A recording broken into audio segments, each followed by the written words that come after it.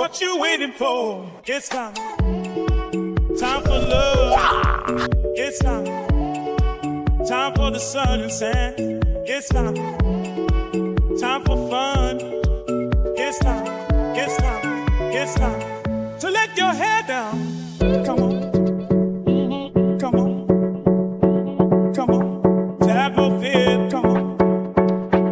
Come on. Come on. Come on. It's time.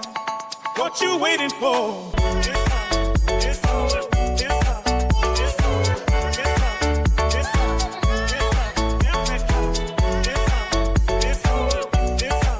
It's time. It's time. What you waiting for?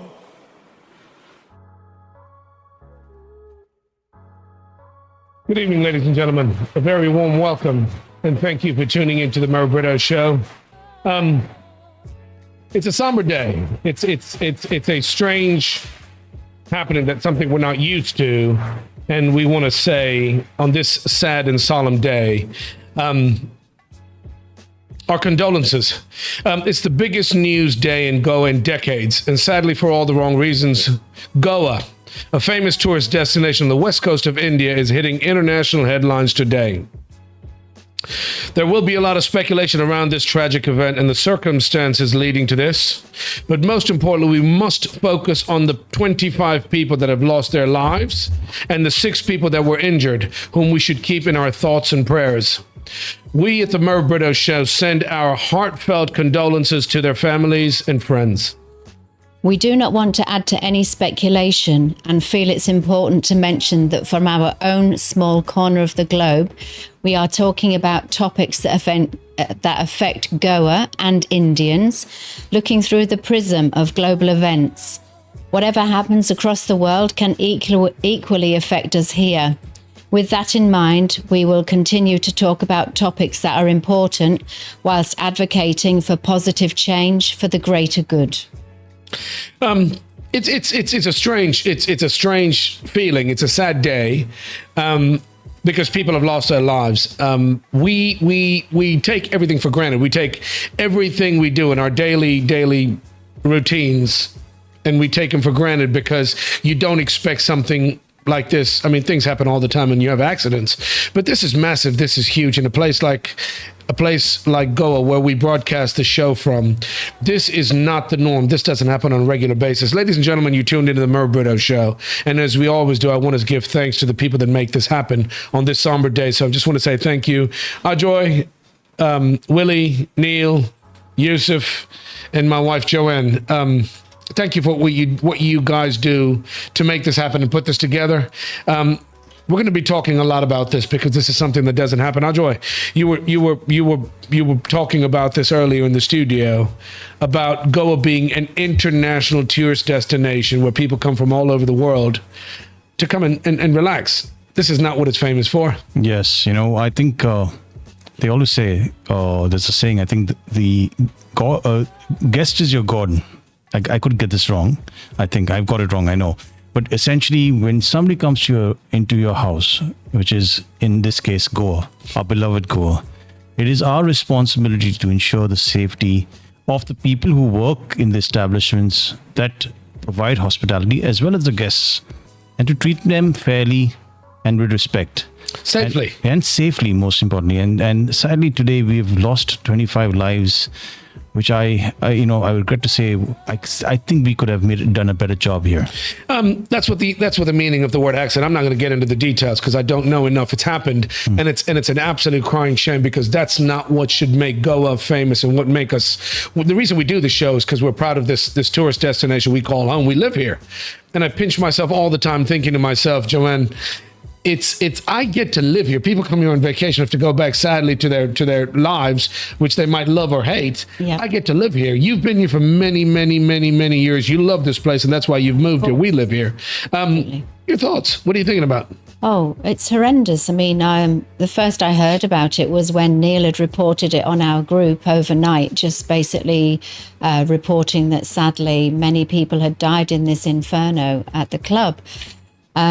So obviously I went online to take a look and see what had happened. And also I was listening to BBC Radio, and then I heard it reported internationally on BBC Radio, and I believe you also had CNN on. It was on CNN too. And obviously, CNN have got an affiliate, CNN 18, over here in India. And so obviously they've reported, and it's been reported on BBC News via the Indian correspondents as well. So it was just really strange. And obviously my mum has called up and just checking in that we weren't out last night. And also, you know, friends have been messaging from around the world, just checking in, you know, just to see whether it's impacted us or any friends or family, you know, within Goa. And it's just horrific. That's what it's all about, though. You need to call and check in on your loved ones. Hopefully everybody's okay. And like I said, our thoughts and prayers go out to the people that lost their lives or got injured.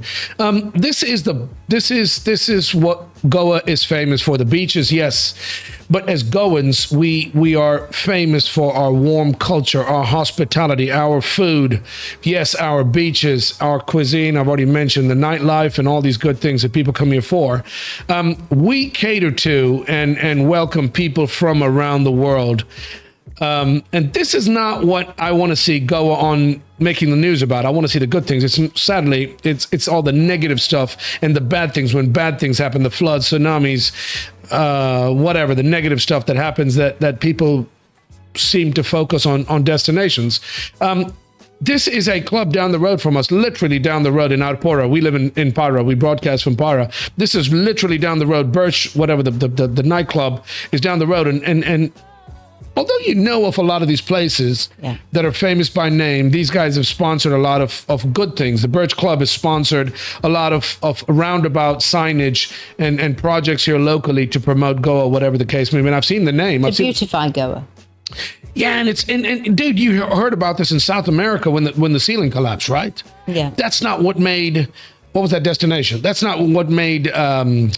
Was it like one of the islands? Yeah, an American state where the ceiling collapsed. And that's not what made the place famous. And that's definitely not what this is about. We have a hell of a lot more people that come here and have a great time and go home safely than the poor people that come here and have had this happen to them. So it's all over the news. Ladies and gentlemen, you're going to read about it. You're going to hear about it everywhere. We're going to talk about it for a little bit. But at the end of the day, our thoughts and prayers should be with the families of the people that have lost their lives.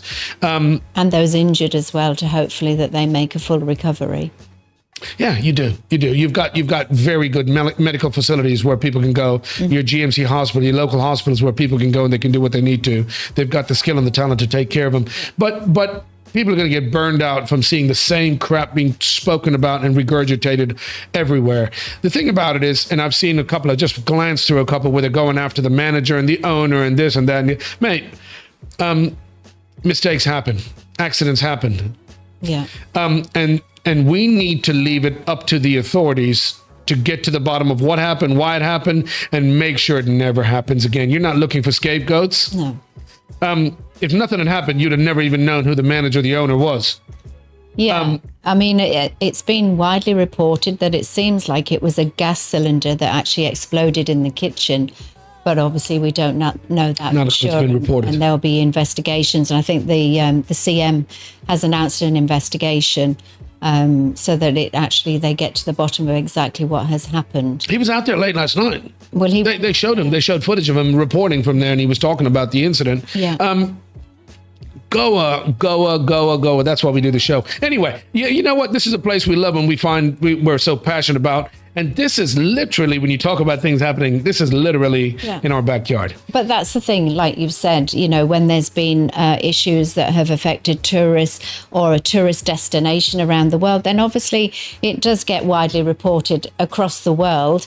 It's just, you know, very sad and unfortunate that it's actually happened in our own backyard. Listen, it's happened in Bali, which is massive. It happened in Dominican Republic. That's where it was, Dominican Republic, where the ceiling collapsed. Like Haiti, was the island. It happens all over the world. Listen, at the end of the day, Goa is no different. It's an international tourist destination, maybe smaller. The fact of the matter remains, it can happen anywhere, and it was an accident. Sadly, it affects the tourist industry and the locals who don't want this kind of notoriety or this publicity in such a bad way. We're just getting into our tourist seasons. So it was an accident. It's happened.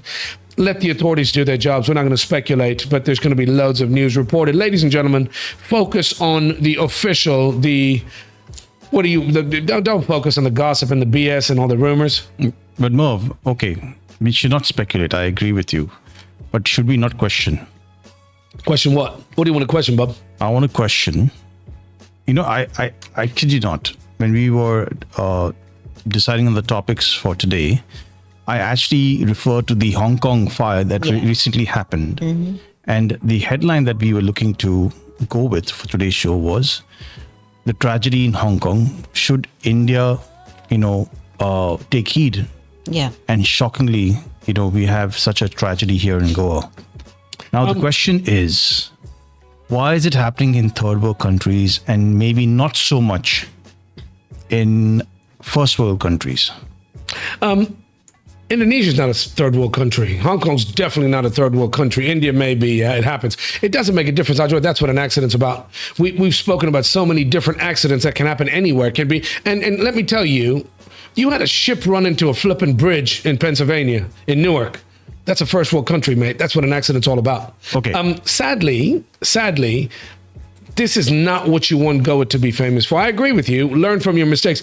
The most important thing for me is let's not speculate and don't perpetrate the rumor, so to speak. Let them do their jobs. But most importantly, let's learn from our mistakes. If it can happen in Hong Kong, dude. Are you saying, Merv, this is the first tragedy where people have lost their lives due to a fire tragedy? No. In India? No, I don't know. There have been devastating fires in Mumbai. Not once, twice. There was this famous case where the theater and many people died. My point is, this has not been the first time. Yeah. At least maybe in Goa, there have been fire issues. There's always been fire issues. My question, what I want to know is, and I hope that in the future... You're showing photos. Sorry, Ajo, I'm interrupting you. This footage is from the nightclub? Yes. This is inside the nightclub? This is when the fire broke out. Oh, this is from when the fire broke out yesterday, last night. Last night. So this is a performance that's actually happening live. Yes, absolutely right. I'll try and see if we have audio. Shit. So look, there's fire on top. Play the audio. It's just background audio. But yes, you can see that the fire has broken out behind the stage. And the performers didn't even know it was happening, and you can see how fast it spread. That's the scary thing here, Baba, you've got materials that are all natural, and they're tinder. They're flipping tinder for fire. Absolutely. You got the wood and the bamboo and the my God. But you know what? If you're going to have a structure built with all of this, you better have fire extinguishers and fire precautions, and you got to pass rules and regulations. So what you're saying, Ajoy, I agree with you. Many fires happen, but you've got to be able to mitigate these kind of events. Can I ask you? Yes, sir. In America, when you get approval through the fire department, I guess. Yeah. Health and safety, which includes fire hazards, right? They'll do an inspection to see that, yes, look, there's guys below it, Ajoy. Look, there's guys right below the fire. Exactly. And nobody knows. Get the flip out of there. They're looking at it, right? Yes, right. So apparently, again, this is just from what the reports are saying, that there was a cylinder blast in the kitchen area. And sadly, a lot of the workers in the kitchen have, sadly, from what I hear, have passed away and perished. And our condolences go out to their family and next of kin. But, again, coming to my question, I'm going to ask this question. When establishment applies for a license, a commercial license abroad, there is a fire inspection. Yes. First question, was the fire inspection done on this? I have no idea, man. We have to find out. These are the questions that these guys have to answer. Has the fire inspection been done? And I'm pretty sure in a responsible government, responsible governance, you have routine checks to ensure that nothing has changed with regards to those permissions, that all is in place. Now, I don't want to speculate, but I want answers to these two questions. What are your two questions? My first question is, what safety inspection was done, and on what basis was the permissions given? And number two, the number of times, how frequently were surprise checks done on this place to ensure that it was meeting those standards, was keeping those standards as per what the permissions were given to this establishment? Simple. You know what? They've had incidents happen all around the world where there weren't enough safety or emergency doors unlocked and safety exits open and all this kind of stuff. Joanne, we saw that about your football club, one of the football clubs in the UK, right? Yeah. That 96 people lost their lives. That was the Hillsborough So disaster. What's a Hillsborough? There was a Hillsborough disaster, which is basically where the Liverpool fans had lost their lives. Yeah, so I'm saying to you, these are accidents. Joy, they have governmental agencies that come and do these inspections, mate. And now's the worst time to be pointing fingers and blaming and blah, blah, blah. You're absolutely right. We've got rules, we've got regulations that need to be followed. Government agencies that should be doing spot checks, your fire, your health and safety, your toilet, your sanitation, we talked about the Mopsa market being filthy. These guys have to come and inspect, yeah? Exactly. I don't give a shit who you are. If a 5-star hotel can maintain the safety restrictions and regulations, so does a nightclub, because you've got lives that are in your, what's the word? You're responsible for people that are in your establishment. If you've got all of this tinder waiting to burn in a place with heat and all that, blah, blah, blah, one cigarette, or like you said, a gas cylinder, we don't know, can set this alight. And you're risking people's lives. Look here. This is a speculation not based on our show. But I'm reading from Prudent Media, which is a reputed media. They're speculating that maybe a fire. I'm thinking a pyrotechnic gun is what they're referring to. A fire gun sparked the Birch nightclub blaze. And who the hell is this dude? You don't even know who it is. No, this guy is apparently one of the workers. Maybe you don't know that for sure. We haven't collaborated this, but it could be. But this is by a reputed media house in Goa. They doesn't make a difference. They haven't verified. It says source is unverified for a reason. No, that is speculation, man. Okay, so you don't want to hear what this guy has to say? Just play it. Okay. आपका नाम? मेरा नाम जनक की तरह। अच्छा, मैं Romeo line पे काम करता था बागातौर पे। 2022 तक 2022 ज्वाइनिंग थी मेरी, जनवरी 15 तारीख, और मैंने उधर से छोड़ा था 2025 पे। ठीक है, तब साथ में कर रहे थे। जो भी घटना हुआ सभी स्टाफ लोग अपने ही है, गाँव वाला भी उसमें कोई भाई लोग है, साथ में कर रहे थे। अभी कल रात को ये घटना हुआ। अब ये सुनने से आया, कोई कुछ न्यूज़ बना रहा है, कोई कुछ बना रहा है। हम तो ऐसे सुनने में आया कि वो फायर गन का जो आग का छिलका होता है उससे आग लग के ये सब हुआ है। वो बाहर आग लगी है, बाहर का स्टाफ भी खाली बच गया, किचन का चौंध स्टाफ कैसे मर गया। ये सीनियर की गलती है ना यहाँ पर। जिसको अगर पता चल गया था वो लोग को इन्फॉर्म कर देना चाहिए था कि जब छोटी सी आग लगी थी ये घटना हुआ है, निकल जाओ यहाँ से बोल के, तो स्टाफ बच जाता। वो लोग कैसे बाहर के स्टाफ ही क्यों बचे? That's you know what, this is Prudent repeating their story. I don't get it. I mean, he's saying about the fire gun. There shouldn't be no way in hell you got pyrotechnics in a thatched establishment. Remember when we had a fire at Cantare? We had many years ago. There was fireworks and it caught the roof. New Year's Eve, we were partying inside. We had a live band, dude, and somebody outside had lit fireworks, and one of the bottle rockets landed on the roof, and the thatch caught fire, and we didn't have a clue. The neighbors from across the building were yelling, and anyway, we finally figured it out and we put it out. But this can happen. I don't know who this dude is, and I don't really understand what he's saying. At the end of the day, you're absolutely right. They need to ask the right questions, but more importantly, this should not have happened. But you've got a lot of other nightclubs that pull off. Listen, we don't visit all. I've never been to Birch. But we are not in government, Merv. You're right. You're absolutely right. But I'm saying to you, I can pay somebody and get away with it. That's the problem. So that is maybe small time, big time, whatever the case may be. I just hope the officials, the authorities get to the bottom of what happened here, figure it out, and make sure it never happens again. If they were using a pyrotechnic gun, and I understood him saying like one of these things that you light the fire with, you know, the I thought they meant a fire that you light the gas fire with. Yeah.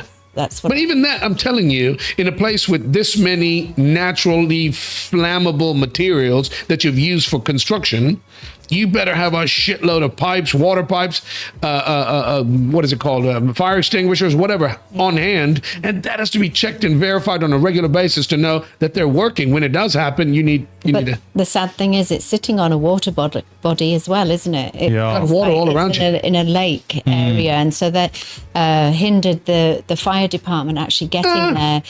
because it's a narrow little road to get onto it. That's what I I'm would agree. saying. That's I would agree with what that. the really sad thing is additionally sad thing about it. And I think early a reports possibility. were saying that people had run down into the kitchen and they got trapped there and gosh. maybe suffocated. So How people sad. died of suffocation, not just their injuries with fire and burn. which is really We've talked about this, and let me tell you, if it can happen in Hong Kong, it can happen anywhere in the world. They use bamboo scaffolding and that green net to protect all the Yes. debris from going out off the work site, and that's what caught fire. So it can happen there, it can happen anywhere. See, it's an accident. In the case of the Hong Kong tragedy, I think that was unexpected, right? Because you had scaffolding, and then they had put a top around the scaffolding, which caught on fire and engulfed the entire building because of it.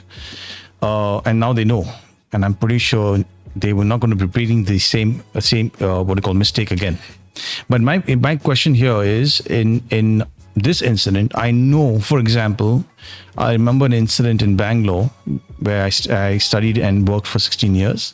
There was this very famous building, I won't mention the name, but they had the many big restaurants. There was TGI Friday in that place, and they had installed the fuel, stuff on the terrace, and they were told by the fire department at that time that it was wrong to put it there and they had to change it.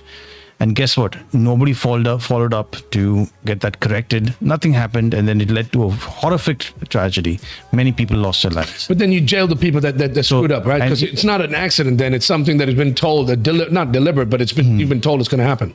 In that case, the only person that was blamed, and it's always the case, it'll be the owner who's jailed. And even in this case, the owner has been jailed. But what about who gave permissions? Who did the checks? At least make sure there's those checks. If those people have done their job as per the regulation, then they are scot-free, no problem. But if they're not done the job, they too should be in the jail. If Mataji was here, if Mr. Mataji was here, Mrs. Mataji was sitting next to me right now, I'd ask him, what's my favorite E word, mate? What is my favorite?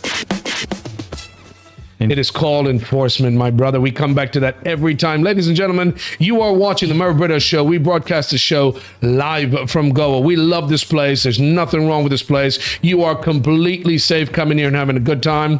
We're talking about this for no other reason than what we do on a weekly basis on this live, unedited show is bring to prominence and let people know about what's happening, good, bad, or ugly. You can get in touch with us. We'd love to hear from you. We're all over social media. Wherever you get your social media from, you can get in touch with us. Leave us a comment, like, share, subscribe, but leave us a comment. We'd love to hear from you.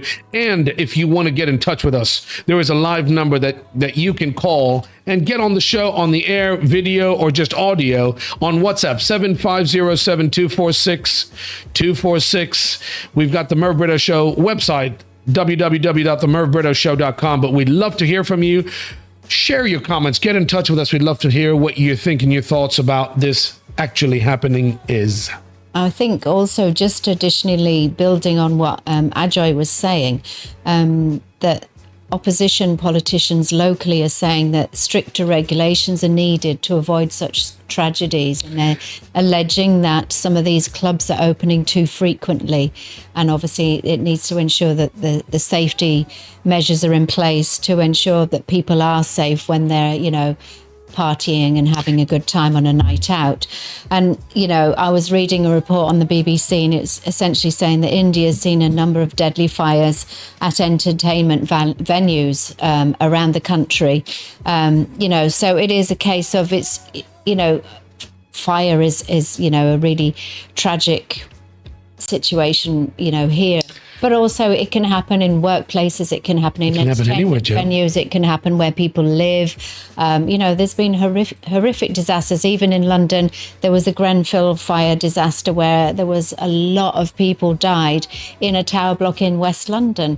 And that was, accelerated by the cladding around the building itself. So, even 1985, there was a Bradford fire disaster where many, many people lost their lives. And as a result of that, they changed having wooden structures in football stadiums and things like that, and making sure that fire exits are not blocked or locked. So these things can happen anywhere, and it's a case of trying to learn the sad lessons and make sure that these opportunities are minimized in the future. Never happen again. You learn from your mistakes, you move forward, and don't ever let them happen again.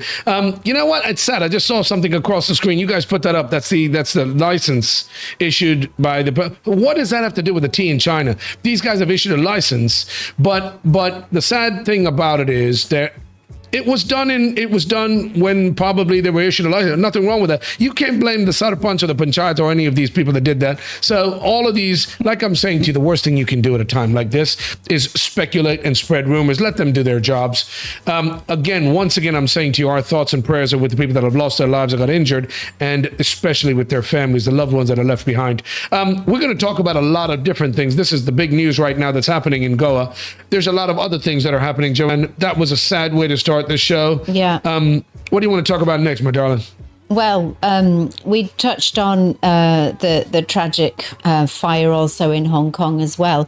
I think, Ajoy, just one thing here. You were suggesting this obviously earlier on in the week as a topic for today's show.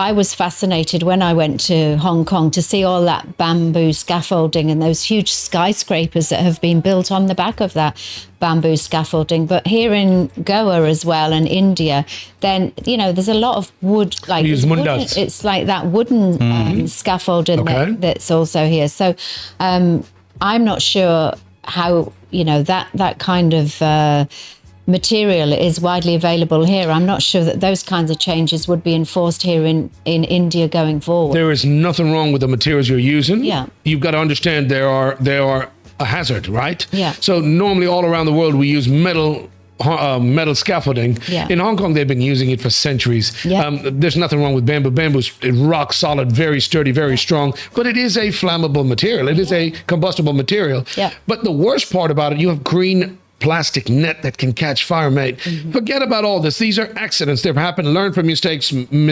move forward, and ensure they never happen again. Yeah. So the Hong Kong fire happened, which kind of leads into this. How many people? A lot of people lost their lives. 140 people plus people, yes. So that's something you would never expect, because a fire burns upwards. Anywhere along the way, the net caught fire, and it engulfs all the buildings around. So that kind of thing needs to be mitigated, and ensure that if you're going to do what you're doing, just make sure you've got safety precautions in place. Yeah. It doesn't happen. It happened in Hong Kong. It happened here in Goa. Just make sure that look at that. Is that going out on the screen? Yes. Yeah, this is exactly what I'm talking about. That's really, really sad, dude. You wouldn't expect it. Yeah, Baba. One more thing that should be looked into is workers. What's the term I'm looking for? Ensuring workers' safety. Health and safety. But there is certain standards. If you're employing people, right? You're employing people. I'm not talking about Hong Kong. Listen, guys, stop pointing at other countries and other states. God damn it, look at our own state, look at in our backyard, and make us the best example for the rest of the country and the rest of the world. Yeah, right. Great. Yeah, let's just fix the political system. Let's fix the judicial system. Let's talk about health and safety. Mate, you don't even have proper shoes when people are out there digging trenches. That's the thing. So what's your point? My point is there's no system to guarantee a safe working environment for any person here in India, especially somebody in a restaurant or working in construction. Do you know the number of people who have died trying to build the new Madhavi Bridge? I've actually seen somebody die in a crane accident building a very big building in Pato. Nothing had happened about that guy. I don't think any money was given to that fellow. I wasn't laughing because I think it's funny. I'm laughing because when you talk about health and safety, these poor guys that go out and risk their lives to earn money from all over the world, they come and do work like migrants that go elsewhere. These guys have absolute, and I have to say, now we have to be balanced. By the way, I've seen a lot of these guys working the Larsen and Toubro project where they're building this bridge. I've seen safety vests, I've seen helmets, but I still see people in flip-flops working and digging. You see them on the side of the road, and when somebody from outside comes and says, "Oh my God, these guys," Joanne, they will shut down sites in the UK because of health and safety, right? Exactly. What they do, they shut them down for days, weeks, months on end to make sure that you actually meet the standards. And like gloves, like hell, you got to have a helmet, and it is followed. Ajoy, I know you're making a good point. Yeah, in construction sites, you've got to be making sure that your employees are not just having the rules, but enforcing the rules. But the boots that those guys on the construction sites wear in the West, they're actually metal toe caps. Steel toe. Steel toe caps. I used to wear them. I love them. So that you can't, get injured, your feet can't get injured or minimize any problems or any injuries. And obviously when people are in flip-flops and like really light footwear, it's a real accident. You see guys working with glass, with no eyewear. You see guys welding, grinding, doing all the jobs with no eye protection. So, Ajoy, I love the fact that you're making a very valid point that you need to have the enforcement. Any job site, restaurant, hotel, blah, blah, blah, you've got a department that has to enforce the rule. Exactly. And you cited Larsen Tobro. They have like a certain degree, right? They're a private organization, and they're the best engineering, I think, group here in India. Very well respected with a lot of history. But still, they couldn't get it right. I think, what? Stop that's talking. That's what a mistake. There's no perfect world. No. Why do you can't have the best of both worlds? Each coin has a different side. But listen, flip a coin, there's two sides. You're talking about what are we claiming to be the fourth largest economy in the world? In the world, India's up there. Yeah, and how many $1 trillion GDP? It's very big. India's one of the largest top 5 economies in the world. 5, 8, whatever, 4 trillion. I can't even remember the stat. You can't give bloody boots to these poor guys. What does that have to do with the tea in China? No pun intended. No, it has everything to do with the chai in India. Why? At the end of the day, just because you're a global economy means that your local people are safe and rules are being followed. Yes. You know what? It shows that you have a certain standard and you respect life. India doesn't have value for life as much as the US or the UK does. Then you start comparing to them, in terms of how much you've achieved. Baba, nobody's ever going to compare India to any place in the world. Mate, they better not, man. Or they'll have me to contend with. Okay. The point I'm trying to make is it has nothing to do with your GDP and your size of the country and all that kind of stuff. This is stuff that's happening in the backwoods. You see it happening all the time. And here again, when you talk about the place that we love so much, we're not talking just about Goa, we talk about India too, yeah? You talk about the political system, the judicial system, such a joke. We complain, and probably you laugh about it, Ajoy, when you talk about in the US how they have these frivolous lawsuits and everybody's suing everybody else. And you talk about, oh my God, thank God I don't live there. But you live in a place where a lawsuit can last 20 years. You can't have it both ways. You got to have either or, and you'd love to have that happy balance, yes? You want to protect people. I don't care how rich or poor you are. Life is a life. And we've spoken about it, the enforcement, but more importantly, every life matters. So yes, in an ideal world, you'd want to have health and safety do a better job. You'd want to have, we spoke about it in MUPS at the market. Where people can also die from eating polluted food, right? So all this, it all comes back. Dude, we've debated why the system's so flawed here many times. Listen, look at this headline here. Hong Kong races to remove scaffolding nets, blamed for fueling deadly fire. Come, we'll do a trip around India and see how many scaffoldings like this, with this kind of exactly the same kind of material still draped around the buildings that are being built. Come on, man.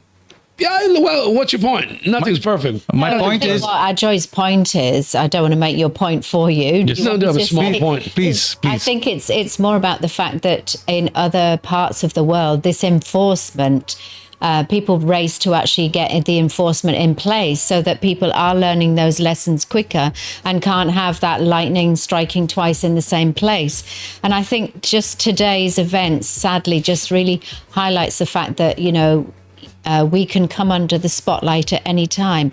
And we are highlighting issues that do affect Goa, that do affect India, issues from around the world that can affect us here. Exactly. And it is actually about us doing better. That's really what we're on about. And learning from mistakes. You learn from your mistakes. Absolutely. Couldn't put it better. Joanne, thank you. That's why I married her. That, and she made me the best flipping breakfast. And I tell you what, sweetie, we should pack it. You know what? I want to do a segment about you. Pack a lunch. Pack a lunch. Pack it up. Hang them out. No, I'm just, okay. Listen, you should do that. Many people that have met you that after seeing you on the show have said about this. I'm going to give you, I'm going to drop I don't have to pay for it. It's free. It's on the house. You should do a segment about food. I'm hungry right now, and you're talking about pack a lunch. She made me these sandwiches. That makes me hungry again. She makes breakfast sandwich. Ajoy, I swear to God, dude, you ain't got a diner locally, but beyond having to get to a diner, like having a good local diner, my wife is the breakfast queen. She's the what mixologist? What do we call you? Wordsmith. Yeah. The wordologist. She makes the best sandwiches. You need to start doing a segment for all the tourists and the people that come to Goa with your favorite restaurants. Okay, yeah. Your favorite restaurants, your favorite bars, your favorite beach shacks, your favorite beaches. Yeah. Ajoy. Remember last year I did that list? You did? I did that list for a guy called Josh, and he chased me up. And the thing is, Mervyn and I, we're quite precious about what we think is good and what's not good. And we want to point people in the right direction so they have the best experience. And I said to him when he came to the office to pay for the internet plan, I'll send you a list. Anyway, I was compiling it for days. And then I sent him this list, and it was about 8 pages long. 8 pages long. Oh my God. He said, thanks so much. I really appreciate it. But he said, when I was nudging you for that list, he said, I thought you were just going to give me a few bullet points. The reason I'm talking about it, because you made this breakfast for me today, and it was just out of this world. But I'm saying to you, Audrey, if we do the segment, that means the show's got to sponsor us going to all these places to try the food. Absolutely. I think we'd be great at it. So she gets to do what she's really good at, recommending to all these people that come to our beloved Goa, all the best, the loveliest, the tastiest, Baba, like you go to Baba Room for pastries, you go to Bumras, and you go to all these famed gunpowder, right? Wow, lovely. Yeah, there you go. Makes me. So you should compile a list and we'll have a segment on every show where you talk about your favorite that week that you went and had this meal or this sandwich or this drink or this coffee, and then we get to go and sample it, Ajoy. Oh, okay. So I do all the hard work, and you guys just go and enjoy it. Yeah. What do you think? I'm fucking stupid? You go and eat and drink until your heart's content. Boom, boom. And it's all part of the job. And if you noticed, Merv's salivating as we speak. Don't, because I'm intermittent fasting and I haven't eaten all day. So I'm starved. Speaking of intermittent fasting, I'm hungry. Let's get on with the next topic. What are we talking about? Are we going to talk about the World Cup? Are we going to talk about all these? Come on, so let's get going. But we were talking, obviously, about Hong Kong and the air pollution. We were talking about the air pollution recently. And apparently the Goa State Pollution Control Board is actually contesting the findings for the Centre for Research on Energy and Clean Air, which actually is based in Delhi.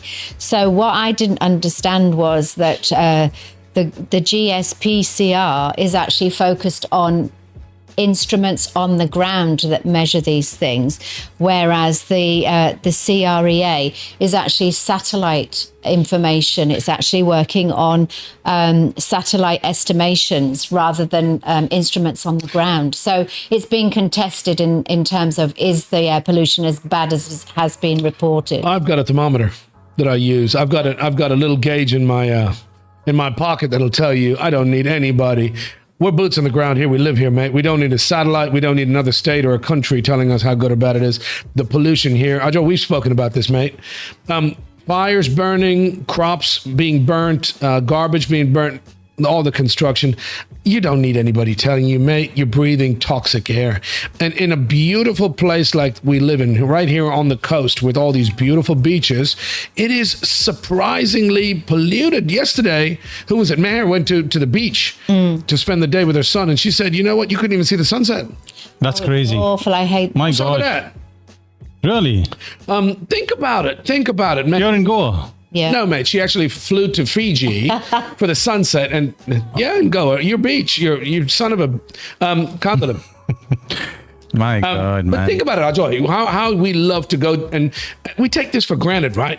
We live here, and this is paradise from a lot of people, right? We live here, and we used to go to the beach every Sunday and play and just enjoy the beach. Yeah. And that sunset, and even the sunrises here in Goa are spectacular, second to none. Yeah. But you come back to this pollution issue. This is becoming another Delhi on the coast where it cannot happen. It should not happen. She couldn't even see the sunset yesterday. I really wonder what our forefathers would be thinking of what we're doing to Goa, man. And the GSPCB, everybody wants to be in denial or sweep it under the carpet.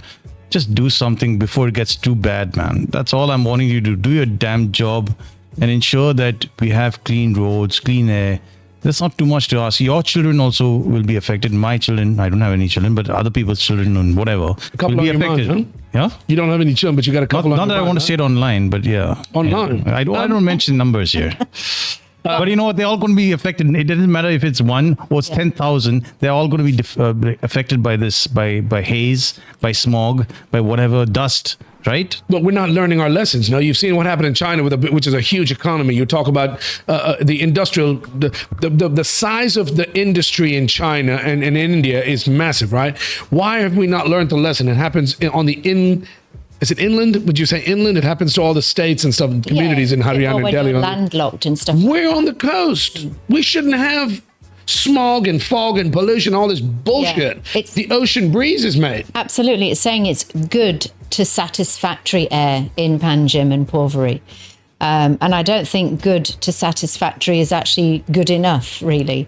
It's a real shame. Speaking of pollution and really poor air quality, I was sitting next to Shubi yesterday playing poker, mate.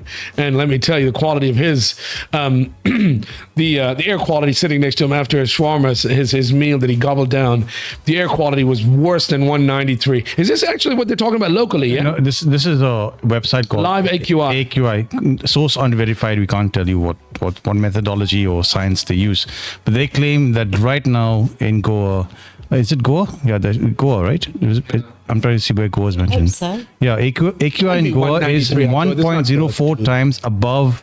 Times above than in India. I don't know what they mean, but they're saying it's unhealthy. It's 193 parts. Is that what it is? Yes, AQI index. That's the air quality in it, mate. That means nothing to me. I mean, obviously there's a scale, but I'm saying to you, in Goa, 193 is ridiculous. It's particulate matter, PM10. I don't know. This is all. They're talking about sulfur dioxide and ozone, nitrogen carbon dioxide. There you go. So that is. So you figure out where it's coming from. You talk about the mining and the coal mining and all these kind of things. Ridiculous in Goa. It's awful. Oh my God. You wouldn't expect it. It's really. I would never. You spoke about forefathers. Back in the good old days, we had chulas. We made the best meals on a chula on a little flipping wooden burn, and there was a lot more of those fires right before you had gas, right? But the air quality wasn't that bad back then. Because I don't think we were burning as much fossil fuels in terms of vehicular traffic. The population obviously was not as big as it was back then. And our eating habits, our eating habits contribute to the deforestation around us. That's right. Leading to more global warming because carbon is getting deposited back into the atmosphere and what have you, right? You got a good point. Back in the day, we cooked everything on wooden fires where things were burned in every household. There was no gas, but you also didn't have the number of vehicles, Swiggy delivering food all the time, and everybody and their uncle, everybody having two, 3, 4, 5 cars. So that contributes. It's a shame. Here again, ladies and gentlemen, we love this place, and I hope it gets better. They learn from your mistakes, and we move forward, and we see that there is a problem. Because this is the only Goa we have. I've only got one Kajol in Brich. I've got one Baga and one Kalangut. Before you know it, people are going to stop coming here because see the sign behind me, the image behind me. Let me move my big head. Can you see the sun? Is that a sunrise or sunset, Ajoy? That's a sunset if you're in Goa. Yeah, that's a sunset, of course. Look how beautiful. That could be the sunrise. I have no clue, dude. But look how beautiful this place is. Yeah, this is heaven. We live here. We take it for granted. And I hope politicians figure out this pollution issue, and just like what happened yesterday in that really bad unfortunate accident, we've got to learn from our mistakes. And yes, Willie, I will look at the camera. Wilbur just scolded me live on the air. He's pointing at me. Look at me. He's like, I'm looking at my wife, Willie. Okay, so I don't want to. Can we talk about something? Yeah, well, I think the next story I can tell you in layman's terms, but I want somebody to be able to pronounce these things because I'm not. No, you got to go for it. No, I'm just letting you know. I'm basically. We want to report that Goa's state level anti-corruption there's a mouthful. Post. There's a mouthful. Still open after a year. Sweetie, say that word. I can't say Goa Lokayukta. Post remains vacant. What is this? The state government is yet to convene a meeting to select the new Goa Lokayukta, even as 6 we period ended last week, while hearing a writ petition filed by AITC, National Spokesman DeMello, Advocate General, formed Bombay High Court. Is this the anti-corruption? Yes, the anti-corruption. Yes. So basically, There you go, my in God. place for a year. Do you need a brain to figure out the problem here? This is the Lokayukta, maybe possible. What is it, Neil? Lokayukta is anti-corruption, Ajay?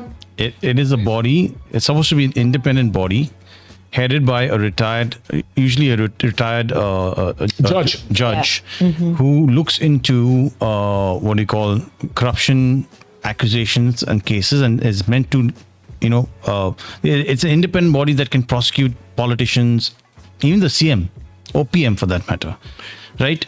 And can you lo and behold, nobody wants the guy. Bollocks. Can I ask you, where there's smoke, there's fire? Let me tell you something. If this gentleman is supposed to be, first of all, do you believe it can happen? Can you have it a completely separate, independent, what's the word? Unadulterated body that has, obviously he's got to be a judge, he's got to be smart, but he cannot be what is the word? He cannot be infiltrated. He cannot be by anybody, corrupted or manipulated or you know what? He's got to be independent. How the flip can it happen? And the time has run out. You can do that in one way, by making these kinds of positions independent from the government. They cannot. Their salaries cannot be influenced by the government's decision. They are positioned, like for example, if somebody's appointed, they cannot be shafted just because the government doesn't like it, right? They can stay in their post to do their job without any what do you call interference because of these points. What I'll tell you what, the reason why this thing is vacant is because this position is independent. That is why it's vacant. If it was not independent, then somebody would be doing their job for the who's who. You know what I mean? I don't get it, dude. You've lost me. He should be independent, whoever this is, this authority. Is this the only authority in India? Every state, I think, has to have a Lokayukta. That's right. There you go. So why is Goa struggling? Listen, there's so many wonky things that happen here in Goa that we frown and we talk about all the time. You've got politicians that are managing these portfolios. One politician managing 1, 2, 3, 4 portfolios. You've got a heck of a lot of politicians. Why don't you have the best qualified people doing the job, managing the right portfolio? You've got a tourism minister. Get somebody who's got the experience and the exposure, who's traveled the world, and he's going to boost tourism here in the state. If you've got a defense minister, we had Manohar.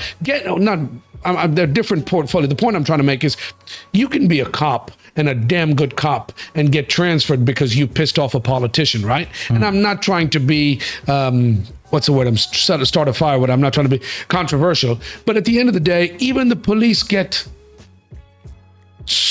what do they call, transferred. If I don't like what you do and I'm a politician, I'm somebody with power, I can have a cop transferred. They keep using the excuse if they don't want to keep the same guy in place because he gets too comfortable and gets too pally. And forget about that. The Lokayukta, whatever, this department, why should it go beyond the time designated to find somebody impartial to do the job and keep these people on their toes? If I remember correctly, the last time this post was filled, I'm not going to name names. It's not about the government. It's about, ensuring that there's no corruption. So the last time this position was filled, that the Lokayukta, they call him the Lokayukta, actually pointed at the government, saying that they were doing something corrupt. Now, I don't know when this was, but it was when this position was filled. And then after he made that accusation, they shunted him out. They closed That's what I'm saying. That's what I'm talking about, right? If somebody's doing their job. I'm wrong. I think the guy resigned because he said, you know what? I want to take action, but I can't. My hands are tied. This is the first time you've ever heard this happen. Why should the guy not be? He's a watchdog. Anti-corruption. Corruption happens all the time. We're not stupid.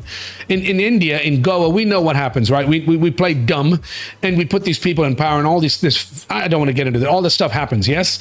Let bodies, independent bodies, let independent groups, let independent officials do their jobs. Just like the fires happen in Arpora, let them do their jobs. Let them figure out what happened. And it's not going after people. We're not trying to scapegoat somebody and say, oh my God, you screwed up and you go to jail and all that kind of stuff. But you've got to have somebody watching the watcher. Why do you have checks and balances in the US and you got 3 different bodies that watch each other? In the UK, what is it called? You've got The High Court. no, sweetie, in your this thing where You're talking about the Parliament in the and Parliament, House of Lords. you've got you've got them in power, and you've got the people that are watching. Yeah, the House of Lords will There you go. oversee. So you've got to, you can't even, Lokayukta, I know the word lok means people, but this is a watchdog. This is a person that cannot be biased or cannot be manipulated. He should be an independent person. If somebody's made an accusation he's going to quit, I'm not going to do my job, I'm not going to, because he can't take him to task, then he's not being allowed to do his job. So I think this is the guy, who was Who's the dude? the ex Lokayukta of Goa, No, his name? his name Ranga Reddy. No, no, no. What? The post has just been vacated in December 2024 by retired Justice Ambadas Joseph. No. Just on the screen right now, it says India Bloc Vice President Paul Pick, ex-Supreme Court judge who served as Goa's Lokayukta, yes? This is in August 2025.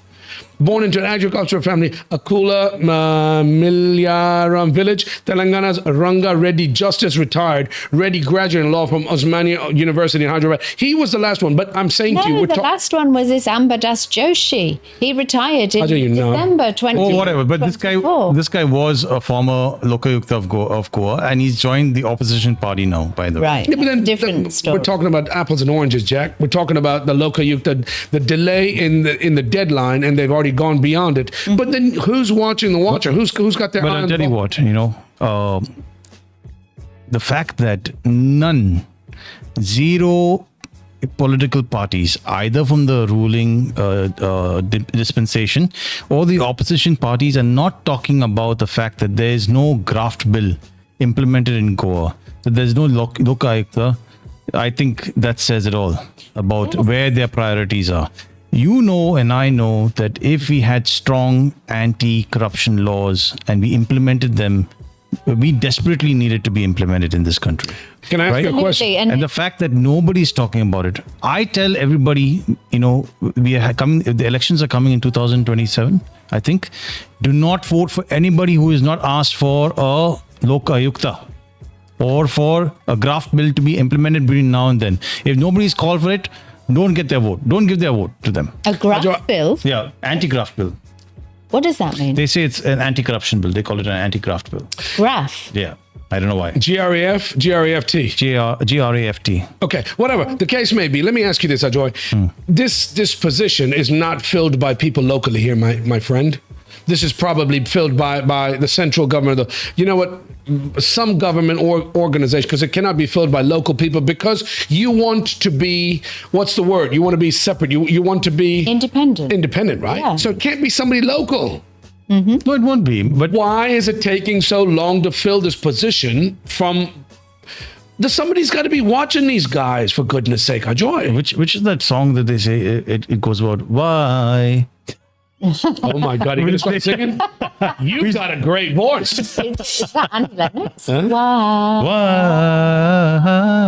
Annie Lennox, your rhythmics. I'd vote for you. If you run for government, I will vote for you to be my local Goa Lokayukta.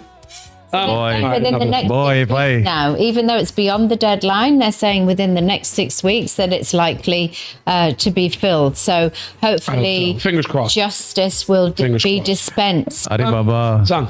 We are now going to the next government. Have you noticed all the roads? Then the next government will come. They'll remove that guy also, dude. Have you noticed, by the way, I got to say this, I got to bring this up because Shantaram pointed this out to me, yeah? We were driving down the road. I couldn't figure out. All of a sudden, we were talking about this 2 weeks ago, 3 weeks ago, and all the roads being dug up and they're doing construction, all this bullshit, right before the tourist season. And the place is a mess and you got pollution, you got dust and all that. And he mentioned to me, he said, you know what? This is all happening because the Zila Panchayat elections are happening. Yes. And for 5 years, they've sat quiet. And now when the elections are happening, they've got the paved roads, the nicest. Guys, can you believe they're actually putting line marking, dotted lines through the center? Have you noticed how nice the roads have become suddenly, magically? What happened for the last 4 years?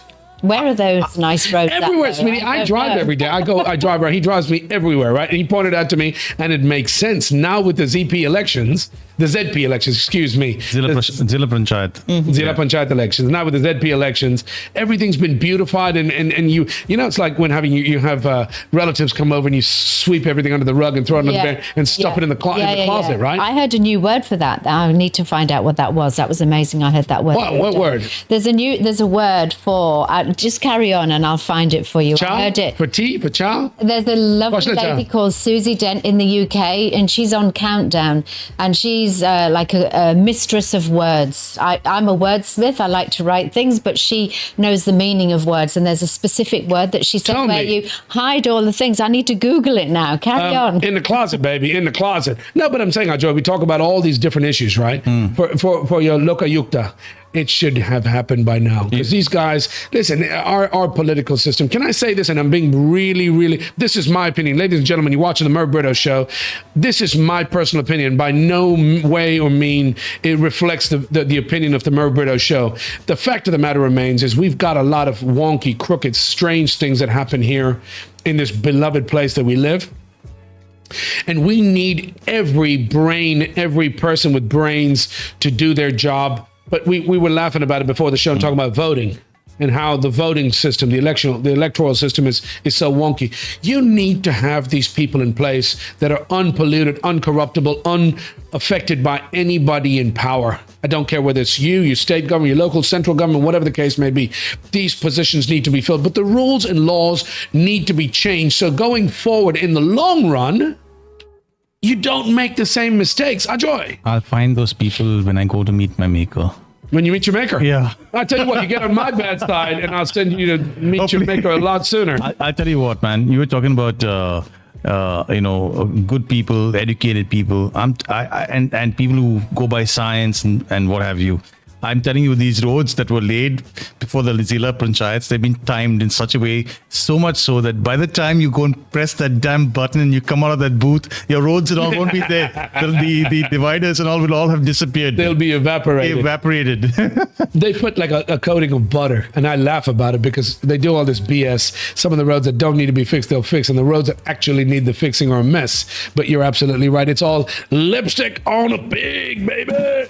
Go on. I've got it. I've found it. Susie Dent. She's a so sweet lexicographer and entomologist. Entomologist is insects. Entomologist, she's a lexicographer. Dermatologist is skin. Anyway, she's amazing. And I heard her on one of my favorite podcasts the other day. And the word which describes the frantic hiding and tidying of the house before guests arrived is called scurryfunge. You just made that up. Scurryfunge. Shut up. No, it's If I look at the dictionary, we'll see scurryfunge. Yeah, look, I'll show you. Scurryfunge. Read out the definition. What is scurryfunge? I'll put it up here. I've just explained. It's the frantic act of hiding and tidying the house just before guests arrive. Oh my God. And apparently scurryfunge is an old US dialect verb from the 1800s, apparently, that perfectly captures a mad dash to throw things into cupboards or under furniture to create a semblance of order before visitors descend. I've never heard that, dude. Isn't I that just amazing? learned something. Scurryfunge. A colloquial but make it big. I'm old, dude. I'll read it from the big screen. Scurryfunge is a colloquial and somewhat archaic English word for the act of frantically tidying up a house just before the guests arrive. I've never heard this. This is Joanne. You teaching me stuff every day, my darling. Go. How about making me a sandwich? I'm hungry. Let's get on with it, love. Get them out there. It's a great word, though, isn't it? Yes, it is. Okay. Lokayukta, we don't have it. The time has passed, and we have moved on. We were talking about the poll and the shock electoral poll. Electoral roll. Read it. Tell me. Talk to me. What is this about? Because I have no clue. What are we talking about? So basically, remember we were talking about the special intensive, what is that? Special investigation? What is R? Revision. Revision. Special intensive revision of our electoral rolls. So they've done that, and I don't know how they did it. I'll explain to you why I have questions about that. But they've come back, and 90,000 names have been removed from the electoral rolls. Now, this could be a bad thing, or it could be a good thing. And apparently, 2.2 lakh unmapped voters also must prove their eligibility. So technically, as we stand right now, close to 3.1 lakh voters won't vote in 2027. This is a good thing, but this is forward progress. Ladies and gentlemen, we're talking about elections. We're talking about falsities. You know what? There's bound to be, Ajoy, what was it? Was it Rajiv Gandhi who pointed out all those? Rahul Gandhi. Rahul Gandhi was who pointed out all these fake names and people that have been dead and all this kind of stuff. I don't want to get in. This story bores me, but it's good news and it's positive. It's a move in the right direction. 90,000 names to be removed means 90,000 fake votes. They talk about 2.2 lakh unmapped voters and 88 OCI card holders. You know what? It's a step in the right direction. No, the 88 OCI card holders are registered to vote and they can vote, apparently. Does that mean I can? I don't. I think find out. I don't think they can vote. It said holders registered in the state can vote. Yeah, in the state, no. But I'm saying to you, well, Ajoy, tell me. I want to say, I'll just tell you about how the SIR was done where we live. This lady, sweet lady, I can't tell her name. She had a broken hand, right? Poor thing. She used to come almost every day because when they started the SIR, exercise, I think she had not more than a week or week and a half. So she had gone around everybody's houses with these forms, and she had asked them to fill in the forms and give it back to her. So sadly, we were one of them. We took our time, and when she got so frustrated, she almost started crying.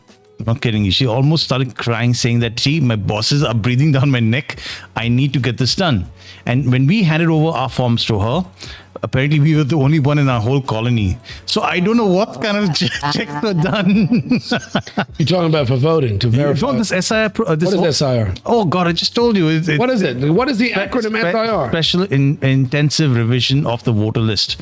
So my question is how if Special Intention Revision of... That's not... Intensive registration of the voter list. That's not SIR, is it? And my question is, if they could have done this exercise in say 1.5 or 2 weeks, what were they doing for all these years, man? Baba Mato. Oh, Baba Mato. I couldn't get it. I couldn't get it. Maybe time was korna kamar. Maze time was korna ka. Digitally kidya korna? Tuka garatla and you want to go house to house telling people's vote. But are that's you like kidding me? Why? That's what census is Joanne, for. the Census Bureau has to do these census every couple of years, right? Yeah. I'm just saying to you, if you want to minimize election fraud, have people do it digitally. Why did you introduce the Aadhaar card? Yeah. Tuka photo la maga ton tosha this thing na you know exactly what I'm talking about now, Joy. Aadhaar card kite munta re sang. To make it easier for Atala to come to Goa. Who's Atala? Atala more. Kaun re? Buddy, he's a what do you call a superstar. Atala. Going kar mare humse? from Israel. I don't know who you're talking about. But don't reinvent the wheel. At the end of the day, do what is being done all around the world to minimize crookery, vote fraud, all these kind of things. Dude, you guys are reinventing the wheel. Somebody's got to come house to house to collect flipping forms. You've got the Census Bureau that has to verify who lives. No, the Census Bureau comes house to house to verify who lives there. Yes? But you talk about vote bank fraud and all these given illegal blah, blah, blah. Listen, look at this picture on the screen. These guys are counting this manually. Unbelievable. Yes, Neil. Yes, Mr. Rodrigues. You can do it online. So why the hell are these people sitting here wanting to know if they've just figured out that 90,000 votes are fake? Actually helping. There you go. You're supposed to find where your parents voted in 2002. So SIR happens every around 20 years, very clean up. Whoa. You need to find out where your parent voted in 2002 and based on that, you get it. All I'm hoping, Son. Merv, and I'm very serious about this. Okay, now that 90,000 voters have been removed from the electoral list, Yeah. I'm hoping that that Brazilian chick who was part of the election process, according to Rahul Gandhi, she votes next to me. At least I'll stand in the line next to her now. You've lost me. That went over my head. Dude. Arey Baba, you are in thinking about Trump's voting shenanigans. Come here. Rahul Gandhi said there was a Brazilian model who was voting in India. Oh, my Fake God! name, fake name. No fake. She's real. How can she vote here? A Brazilian model. So Is that- she OCI? So no. Again? So somebody, according to Rahul Gandhi, when he came out with these allegations, there were a bunch of fake IDs, and they had taken the picture of this model from Brazil and made On an ID. and not on just one ID. This picture was reproduced all across the country or something Shut like that. up. No, it's You can't be that true, dumb. man. You want to be committing. I am not kidding. One was called Streety, one was about Hottie, and one somebody else. I'm like, okay, the names I'm making up right now. Want to commit fraud? You got to have a. But I want one Hottie in the line on 2020. So at least make some sense of the voting process. At least let me get to see the Hottie in the line. Yeah. Okay. Speaking of which, Mr. Ayesha Barretto, let's move What's right the use along. today, Baba? So you're doing your civic duty, my friend. You're doing your civic duty I am in definitely voting. I want to do a civic duty to myself, but at least getting some eye candy in the voting line in 2020. That's going to make you happy, yeah? Oh, of course. At least I'll say, okay, I got something out of this process. Okay, done. Moving right along, ladies and gentlemen. Talk to me. Yeah, so basically, I wanted to mention this actually. Neil brought this topic to our attention, but I think it's really important actually. So, Justice Nagarathna, she's a female judge, and essentially she's saying that with legal cases, with respect to a judgment, raise objections only in accordance with the traditions embedded in law and not attempt to toss it out solely because the faces in the case have actually changed. So just because judges change in a case, don't toss out the whole case. You actually have to respect the judgments that have gone before you. So I just thought it was just really important because she said that these judgments are written in ink and not in sand. So I think it's just a very, very interesting topic, purely because of the fact also she's the lone woman justice or lone woman judge in the apex court. So I just think, obviously we should be listening to this young lady a little bit more. She could be a Ruth Bader Ginsburg. She already is probably, but I'm saying to you that makes we've got these smart people here Absolutely. in our own country, and before we chase them out with all these stupid having to go and make money elsewhere. There's somebody like this right here in your own backyard could actually make such a huge difference. Yeah. Do you know there's something called case law, Merv? Case law. I've heard of case law. Yeah, tell me. So case law, there are two types of law in the country, right? You have your law that is governed by the acts that the government create, and then through the judgments that the various courts make, that gets fine-tuned into something called case law.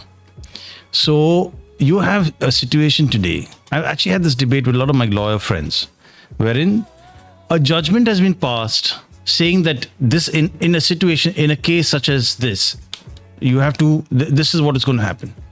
Yet, and this happens, it usually happens in the High Court or the Supreme Court, right? But yet you'll have lower judges from the lower courts still passing erroneous judgments that contradict the case law. I want to understand how does this happen? Can I explain it to you? Please.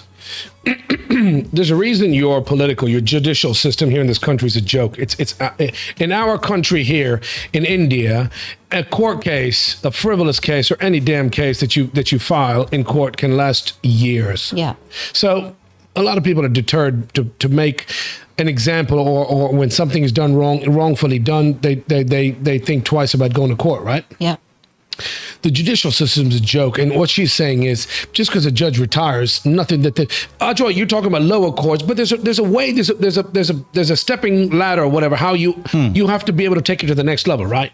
So if a court mistakenly judges against them, you take it to the higher law of the land, the higher court, until it gets to Supreme Court, right? But I'm saying all of this needs your judicial system, your political, your electoral, well, like you're talking about voting and stuff, needs to be revamped. Nobody's saying you're this judge, Justice Nagarathna, has made such it should be overly obvious that just because a judge is retired, that means that we don't throw out their judgments. It's not written in sand, it's written in ink. It's permanent until it's changed by a higher court. Again, I'm no legal. I'm just based on what I've heard and how it works. You're just a pretty face of that. Yeah, definitely. I'm definitely a pretty. Go on. My point is, I'm just going to give you an analogy or like a simple example. say somebody files a case in Goa, right? In the trial court in Goa, or the district court or trial court, I'm not sure. Trial court, right? And the judge in that case passes a verdict A. Then the person who lost the case, can go and appeal in the High Court. Correct. Now the High Court will say, no, A was wrong. The verdict A is actually B. Now again, you have the ability to go to the Supreme Court. Yeah. And if you're lucky enough and the Supreme Court accepts your petition, and the Supreme Court says, in this case, in this kind of a scenario, the actual what you call verdict should be C. Now, when it's C, somebody in a similar case that comes in the future, say in the Goa trial court, etc., cannot say that the verdict can be D, A, or B. But what is happening is you have these. There's no control. Like somebody who makes an erroneous judgment coming up with D, when in this case, the Supreme Court has said that it should be C. Then that guy, there's something wrong with that guy. That guy should be fired from the court. He should not be part of the job. First of all, that should never happen because the Supreme Court is the law of the land. Yeah. They're the final decision maker. There's no appeal. There may be an appeal. The point I'm trying to make is there are many different levels of court, right? So you get judgments from lower to whatever, all your appellate courts and all the appeals you can make. But at the end of the day, you've got to go by the rules that are set in stone in your constitution, in your books, whatever the case may be. I don't think that happens very often where a judge makes a mistake, do they? Listen, and then you appeal it. No. Listen, Merv, there is a particular place in India wherein if you are a certain political party and you want to get wrongful judgments and wrongful court orders passed against the opposition, they file in that state, and those judges actually produce what you call judgments that are so erroneous, so out of whack. I don't.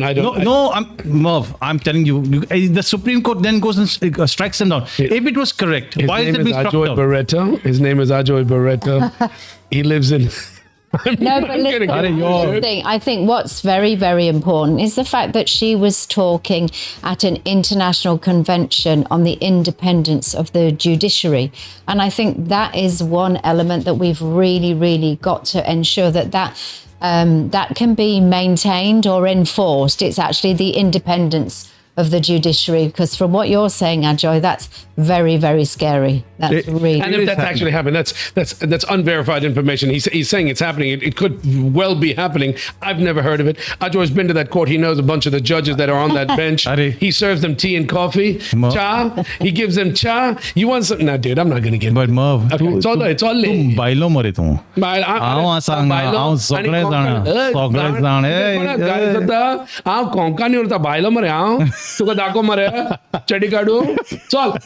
Let's go on. Listen, I want to get to the flipping World Cup, man. Yeah, I'm so excited.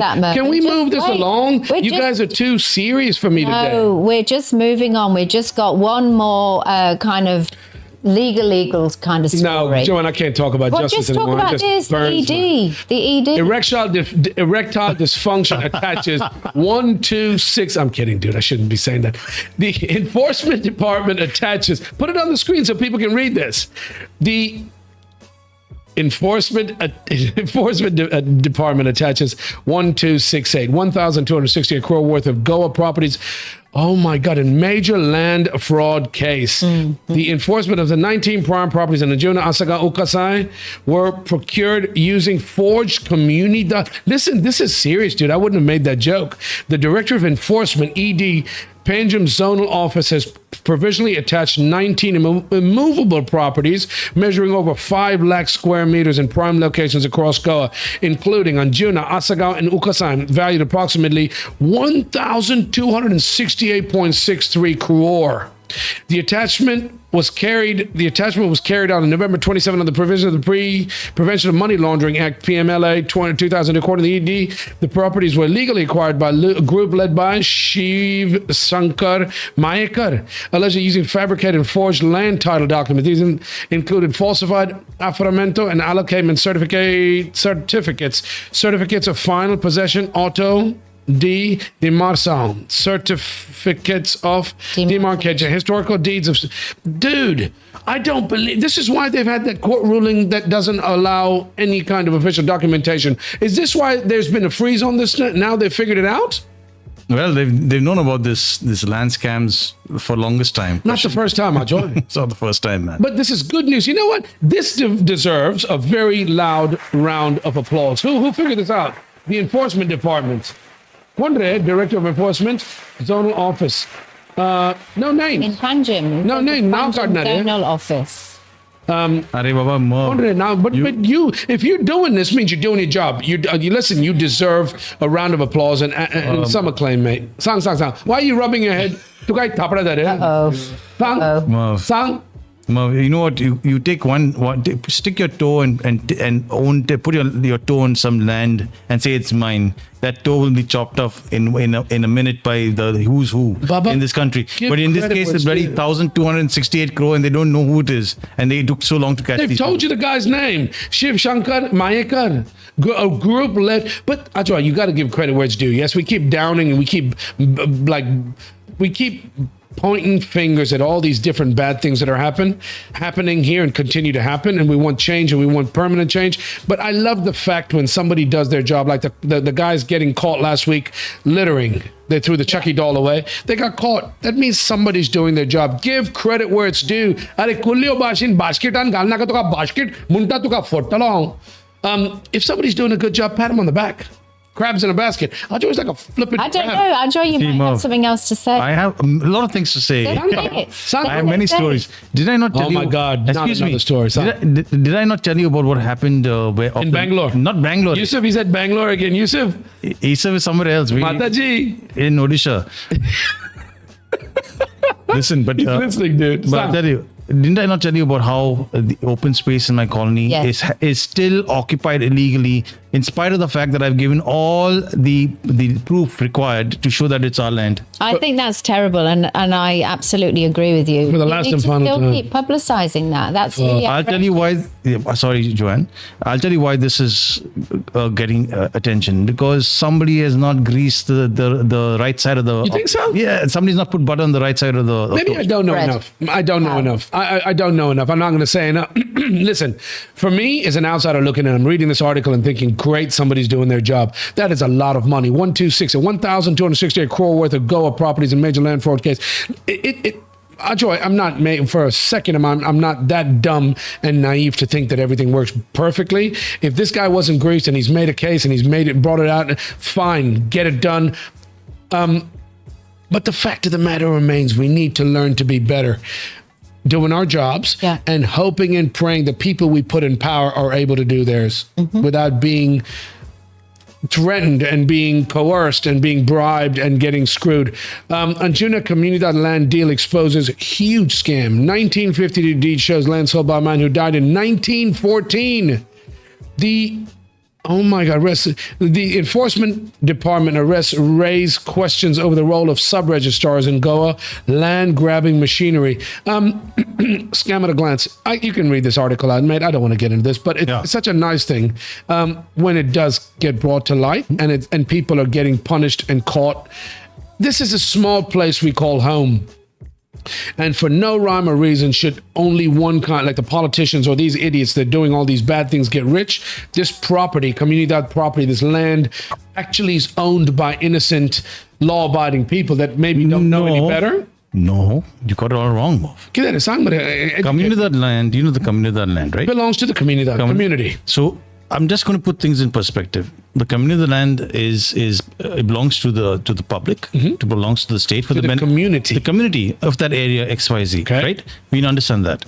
Now, recently, there was a law that was passed regularizing illegal settlements, illegal encroachments into the Comunidad land. Moving forward, you have now the ED catching somebody who has land worth 1,268 crores. Okay. Next, we have also somebody who's tried to usurp land from Anjuna Comunidad. Do you not see a correlation there? I do, but the point I'm trying to make is somebody's doing their job if these people are getting caught. Well, he ain't going. I don't give a shit who he is. He could be from Mars. The fact of the matter remains that these things are happening. At least, okay, out of 100, 2% have been caught. That's better than 0%, right? The point I'm trying to make is I'm sure it happens. There's a lot of scams, yes?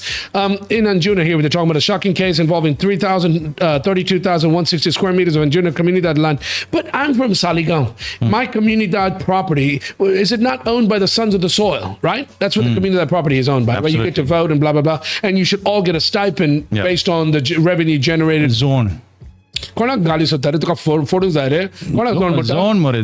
Is that what it's called? Yes. The fact of the matter remains that it's Comunidad property. It breaks my heart to see this beautiful, pristine property on top of the seminary on the hill, which is owned by the Comunidad. And it's being used and usurped by all these bodies. And I don't think the Comunidad is involved or how it's been given away, because they have to have these big, is it the Gram Sabha? The meetings to be able to... No, see, when it comes to the Comunidad land, they have these meetings, right?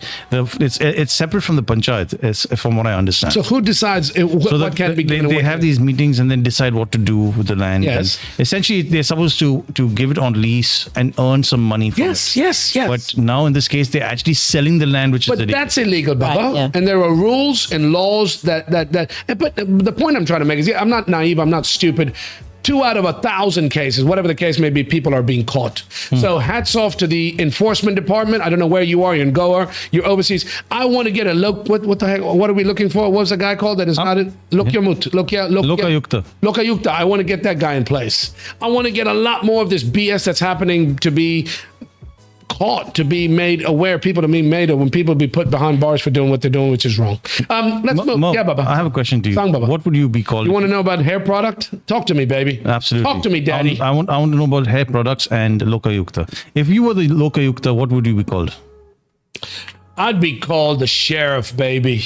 You can call me the big dog. Listen, at the end of the day, I would love to have the opportunity to serve, but I'd be too afraid to have my name sullied for anything I did, anything right or wrong.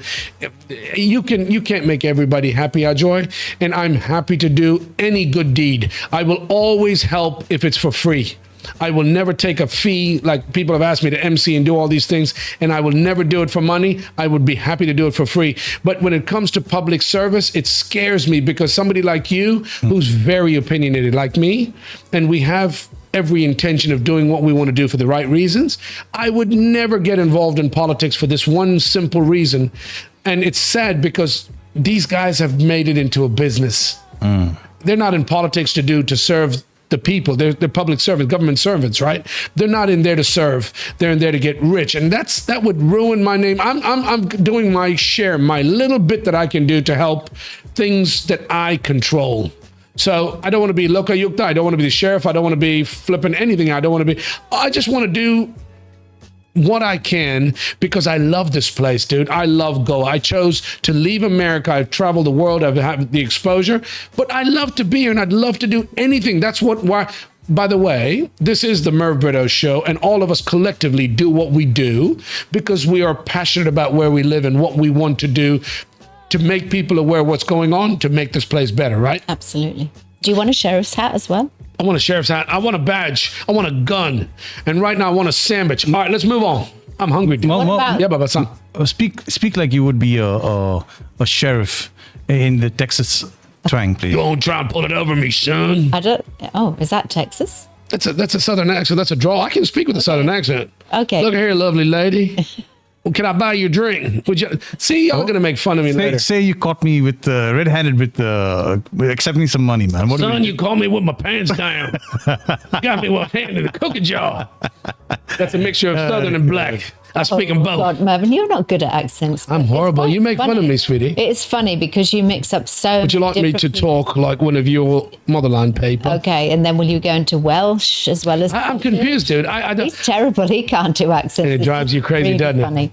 it? All right, let's get on with this. So we were talking about money, Mervyn, weren't we? About the Indian rupee crossing 90 rupees against the dollar. You wanted inflation. To about that. I do want to talk about it very briefly. Listen, you guys, you and Ajoy, you always do this to me. We've got a lovely bunch of topics to talk about, and we get delayed because we get stuck on every one of these topics. I'm giving you 5 minutes to talk about this. No, we're not even talking for 5 minutes. It's like 1 minute. Okay. That's it. The Indian rupee crosses, but that hasn't happened for a long time, dude. It's never happened. No wonder Merv is so happy. Get it? आता Baba, तुका पैसे ना माझे. Hey, case na आणि पैसे ना. दोन्ही ना. Baila. I'm married. No, but can you imagine 90? What's the pound at? It's the an pound is getting all-time hammered. low. This is an all-time low. I'm telling you now. That's what I'm saying to you. I wish I had dollars to exchange, dude. No? It's at an all-time low. I don't know. I get confused which is the right way round. Sweetie, every time the rupee weak, this thing gets weaker, you get more rupees for the dollar kind of thing. Yeah, I just always say it's 100 pennies for 100 The pound was at rupees. 100. No, what is the That's pound That's at? all I ever think. I know I'm off, but that's how I benchmark it. What is it? myself? Tell me. I say £1 is 100 rupees, but it's not really. But it slides. I know that. It does. But that's my benchmark, so that I can kind of gauge how much. rub it in, guys. Rub it in. It's all right. Nothing wrong with it. Can I tell you, now's a good time to be a Brit. Can I tell you what a pound, the value of a pound? Go for it. 120. Eh? 120 rupees. Balls. Bollocks. Ooh. 1 GBP is worth 120 rupees. Yes? I'm calculating euros, sorry. It's okay. Listen, Neville. Hey, I'm calling him Neville. Neville. Neil, whenever you wake up, you can figure it out. Ladies and gentlemen, can I tell you one more? Can I calculate one more currency? What is $1 worth in Indian rupees? 90. Well, it's 90.05. Holy macaroni. Listen, never happened before, has it? so it was an all-time low. Essentially, it went to apparently on the interbank foreign exchange. The rupee opened at 89.96 against the US dollar, and then it fell to 90.30 as an all-time It low. hit 90.41. Oh, 90.15 actually. Yeah, whatever. The point I'm trying to make is this is a good time to have dollars, because the rupee is really weak, and this is a good thing actually, because this is a tourist destination, and you want to have people come and spend money. We need that currency. This is what. Yes, Neil. It's better to have Kuwaiti dinars also. Okay, Neil. It's better to have lovely hair, but I don't have them either. So I was just going to say, though, apparently a chief economic advisor is saying that the government is not losing sleep over the declining rupee because it's not affecting inflation or exports. And they're saying it should improve next year. So it's saying a sliding rupee is not a weak rupee, even if it breaches the psychological barrier of 90. 90 is never before, by the way. This hasn't happened. The point I'm trying to make is it's a good thing for us locally here, and for the Indian economy. When things become so much more cheaper to foreign countries, they spend a lot more in here, right? So it's a good way to boost. It's balancing out the equation. It's scary. It's scary. Yes. When the finance If you mention about Kuwaiti dinars, I'm going to punch you in your nose. Speak loudly. We need to get you on a mic, for flip's sake. Come on, Neil. when the finance minister was asked about this, she said we shouldn't see it as rupee falling. We should see it as the dollar is rising. Oh, yeah? Oh, Well, tell her wow. when you start spending dollars in वाह रे India. वाह What a dialogue. What a dialogue. शुद्ध whatever man. I'm you feeling that. Indian, you can't even say, क्या dialogue मारा क्या है? dialogue All right, यार. We're Oh my god, I feel so much better. done. We're done with the dollar, dude. It's sad. It's not a bad thing, by the way, and it encourages tourists to come here and spend more money. Okay. Yeah. All speaking the of tourists can come to my country. I can't go to their country. Go no. It becomes more expensive for you. Ajo, you got loads of money. Stop your whining. Come on. Spend some of it. It crinkles every time you roll over on your bed, on your mat. I wish, dude. I wish. Come He's on. loaded. Next, come on, let's go over. Walking pilgrim. Oh, Yeah. I love this. I love this. Go on, Joanne. This is fabulous. So obviously we celebrated St. Francis Feast Day on the 3rd of December. So I think quite a few of us actually went over to Old Goa and we went to Mass and everything. So again, I did feel very, very moved because I think it's fantastic that we actually have got a saint here in Goa itself. So it's amazing and we should make the most of that. And I think if people have been following our social media reels, they would have seen that we've done a really lovely reel on the Camino. A second inspired part two, no? Yeah, inspired by Paula. And I think what's lovely here is that there is a group of people that actually do a walking pilgrimage to Old Goa every single year, and it's drawing hundreds of people. So I Yeah. think this is a lovely story. This is catching on. And by the way, we've just concluded the St. Francis Xavier feast. So Happy St. Francis, Yes. belated, right? Yes. So the point there's another thing that I'm so proud of. Excuse me. There's something I'm so proud of. We've got this right here, St. Francis, the Bon Jesus Basilica, right? And it's famous worldwide Yeah. as a place that people come from all over the world to visit, including here locally in India. We all visit Bon Jesus. We've just had St. Francis Xavier Feast, but it is a huge draw to Goa, as should what Paula has spoken about so many. Hey, that's Philip Neri. yes, Yeah, he was Bishop. there. He was celebrating mass at 10:30 in the You morning. went to Mass, right? Yeah, but I went to the Evening English mass. mass at 6:15. The point I'm trying to make is my sister Paula, who has done the Camino, the actual Camino walk, which is world renowned. She's always said that Goa has so much to offer, and they've done a great job. The Merv Britto show team has done a great job doing version 2, part 2 of this Camino. It's have we put it out? We've already put it out, right? It's gone Yes. out as a reel. Yeah, yeah. Yes. We But put we've it out got- on the feast itself on St. Francis? Wednesday on the 3rd. So she's absolutely right, Paula Beatty. You're so smart about everything, but this is something that people should think so much more about, because we've got so many beautiful antique relic churches, historical sites, religious sites, and it's not only Catholic churches. We have got temples, we've got mosques, we've got religious places all throughout, dotted in a small place like Goa, just like all over India. You've got great places It's a to high visit. concentration in a small place. But in Goa, dude, you could do that Camino walk here, and you've got so many beautiful things. We should republish that reel, by the way. You know, Merv, if you remember last week, I told you I would tell you something handsome it was. about my family and their Yes. connection to St. Francis Xavier. Okay. Now, if you there is a hymn by the name, it goes by San Francis Ravera. Okay. So Have you heard of Xavier. Have you heard No. of that hymn? It's a very famous hymn. Is that the one Have you heard of they it? sing Can you sing it? at the feast day mass? They Yes, sing it at the it's feast day always mass. Yeah. sung on the feast day mass. Sang with it. Do you know that was penned my great uncle? Wow. It was penned by him. Yes. Was it written by him? No. Yes. What was his name? I'll have to pull it Oh up. my But it ends in God. How Bretto. can you talk about my great uncle that wrote such a famous hymn, and he doesn't even know he doesn't even know his name? Wait, I'll pull it up. Wait, Can one I second. make up a name for But him? I'm not. It's the truth. So the long story short is he was a priest, and in fact, should I pull up that thing? Why Yeah, don't do. you? I think I'd you be should. very proud of that, I think because you should. St. Francis Xavier Feast Okay. in Goa is famous. But I think Yeah. more importantly that we take it for granted. It's in our backyard. And I attempted to sing along to that hymn actually on Wednesday because they had the words on the big screen. So I was trying to do my Konkani pronunciation. Mate, you can't even speak. No ways. Come on, sing it for us, on the big please. screen. Come on, Joanne. Come on. Just put it on the big screen. Let us sing a song. I want to hear. First of all, ladies and gentlemen, if you heard my wife sing, boy, I hope I ain't no Mariah Carey. ain't no Mariah Carey. You ain't no Mr. Carey. You're more like Jim Carey. No, I'm just kidding. You sing. You got a beautiful. I don't have the voice of an angel. She's got a That voice was of a Charlotte Church. Charlotte Church. There you go, Mom. What, Baba San? So basically, it was penned by Raimundo Barretto. That is your great. Give him a round of applause, dude. Amazing. And Knock that out. Raimundo Barretto. And Oh, right there. and the Raymond. story That's is Raymond, no? Raymond Floriano Feliciano Barretto. yes, Maestre Mundo. Raimundo. Wow, dude. Yeah, and the manner in which he wrote it is He fascinating. wrote it with his feet. No. What? The circumstance. Yes. So I'll tell you about it quickly. I think I might get a little bit of it wrong. So he was a priest in Devar, and he was in charge of the collection. I don't know for which church, but one of those churches around there. And in those days, you should not have the the ferries.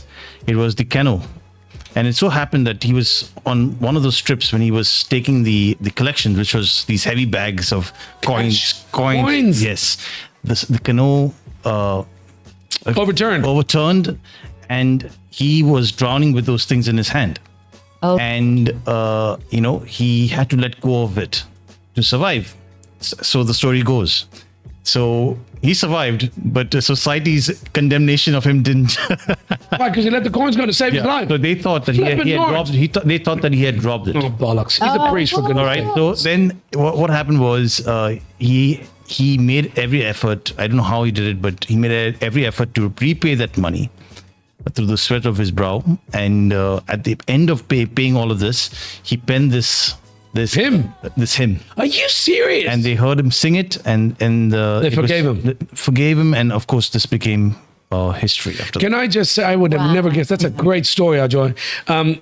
Kudos to your uncle for writing the story, because that is a famous hymn that they sing for St. Francis Xavier's feast. But let me say something that's a little bit more on the lighter note. If he lost the money in the river, have they ever sent divers to go and get it? Or They're waiting for me to go get it, my friend. you know where it is? Because I go with you, baby. We go 50-50. But can I just say, I like the way AI is saying he composed it after St. Francis Xavier miraculously saved him from drowning. The Exactly. Mandovi River. Yeah, that you go. But they didn't live in the same century, unfortunately, did they? What he said was apparently when he was drowning with those sacks in his hand, if you can call it that, he made that promise that if you save me, Yeah. I will, I'll write a song. Oh, so I'll he write a didn't song. physically save him, but he miraculously Yes. saved So him. you're But attributing. that makes sense. Now think about it. That Lovely. works out. That's Ajoy, I'm so impressed. I would have never. I'm glad you told me that tidbit. That's an interesting tidbit. Just being around me is a blessing. Remember that. Listen, look at my face. Look at my face. Look at my face. I've come to exercise you, my friend.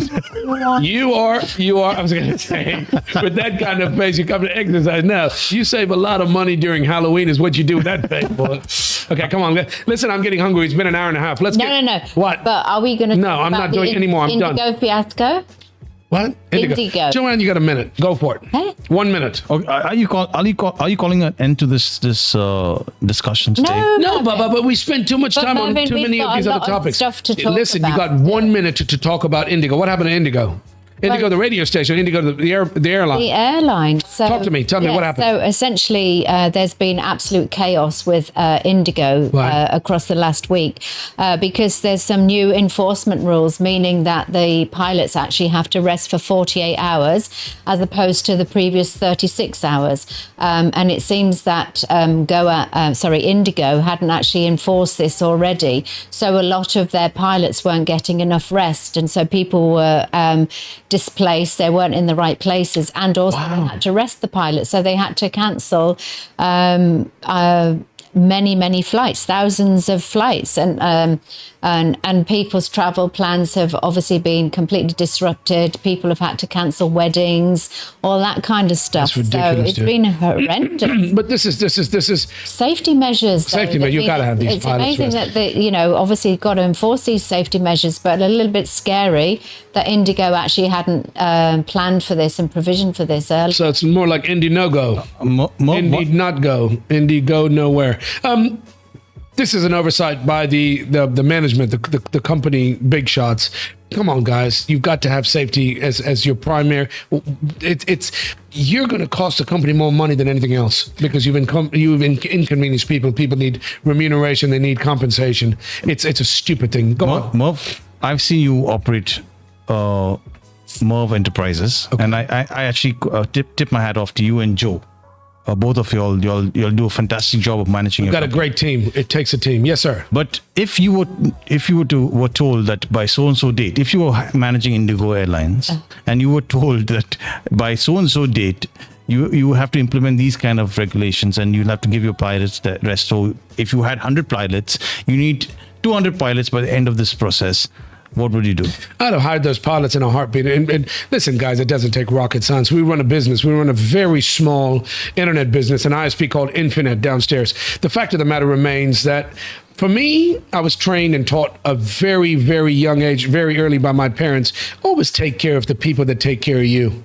Yeah. The staff that your employees, they're the windows to your shop. So it's not about, you know what, it's going to cost you so much more money in bad publicity and trying to fix your name. If you just spent the money and taking care of the people you had, give them rest, hire more pilots. Yes, you have to spend money.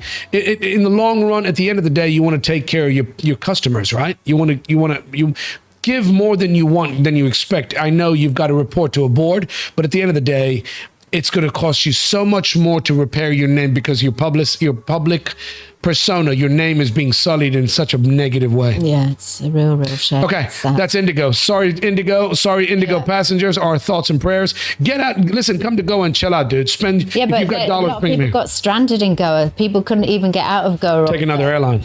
Moving on. Let's go. I think also, unfortunately, because of we talked about the ZP elections coming up. Apparently, that's the reason why India Bike Week have actually had to be shifted out of Goa. So this year, Goa doesn't have India Bike Week for the first time ever. And also Sunburn is not here either. So I'm not unhappy. I mean, you know what I'm happy but about? that's going to have a major impact on the economy across December for the I'm first sure time. it does. Listen, I've always said this. You don't want to add fuel to a fire. You've got a busy tourist season.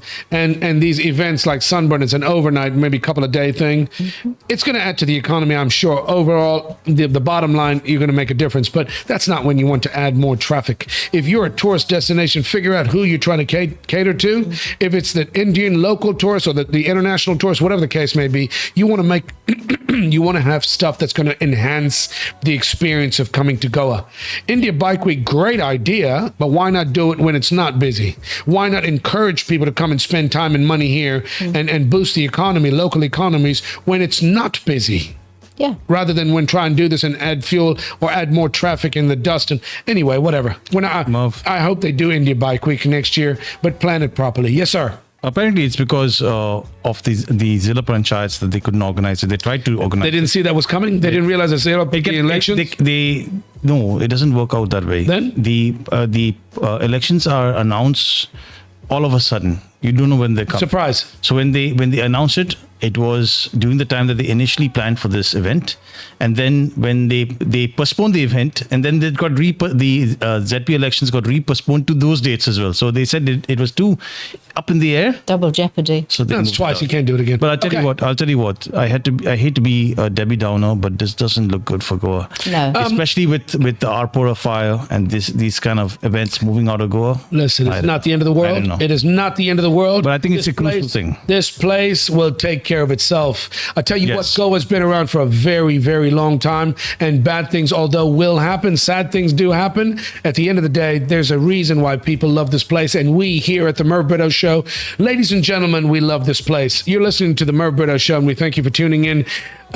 If you want to get in touch with us, we'd love to hear from you. We're going to continue with just a few more stories. But if you're out there listening and you're just tuning in, this is the show. We do the show every week because we love what we do and we love to make people aware of what's going on. This is the show where we love to. It's an engaging show where we want you to get involved.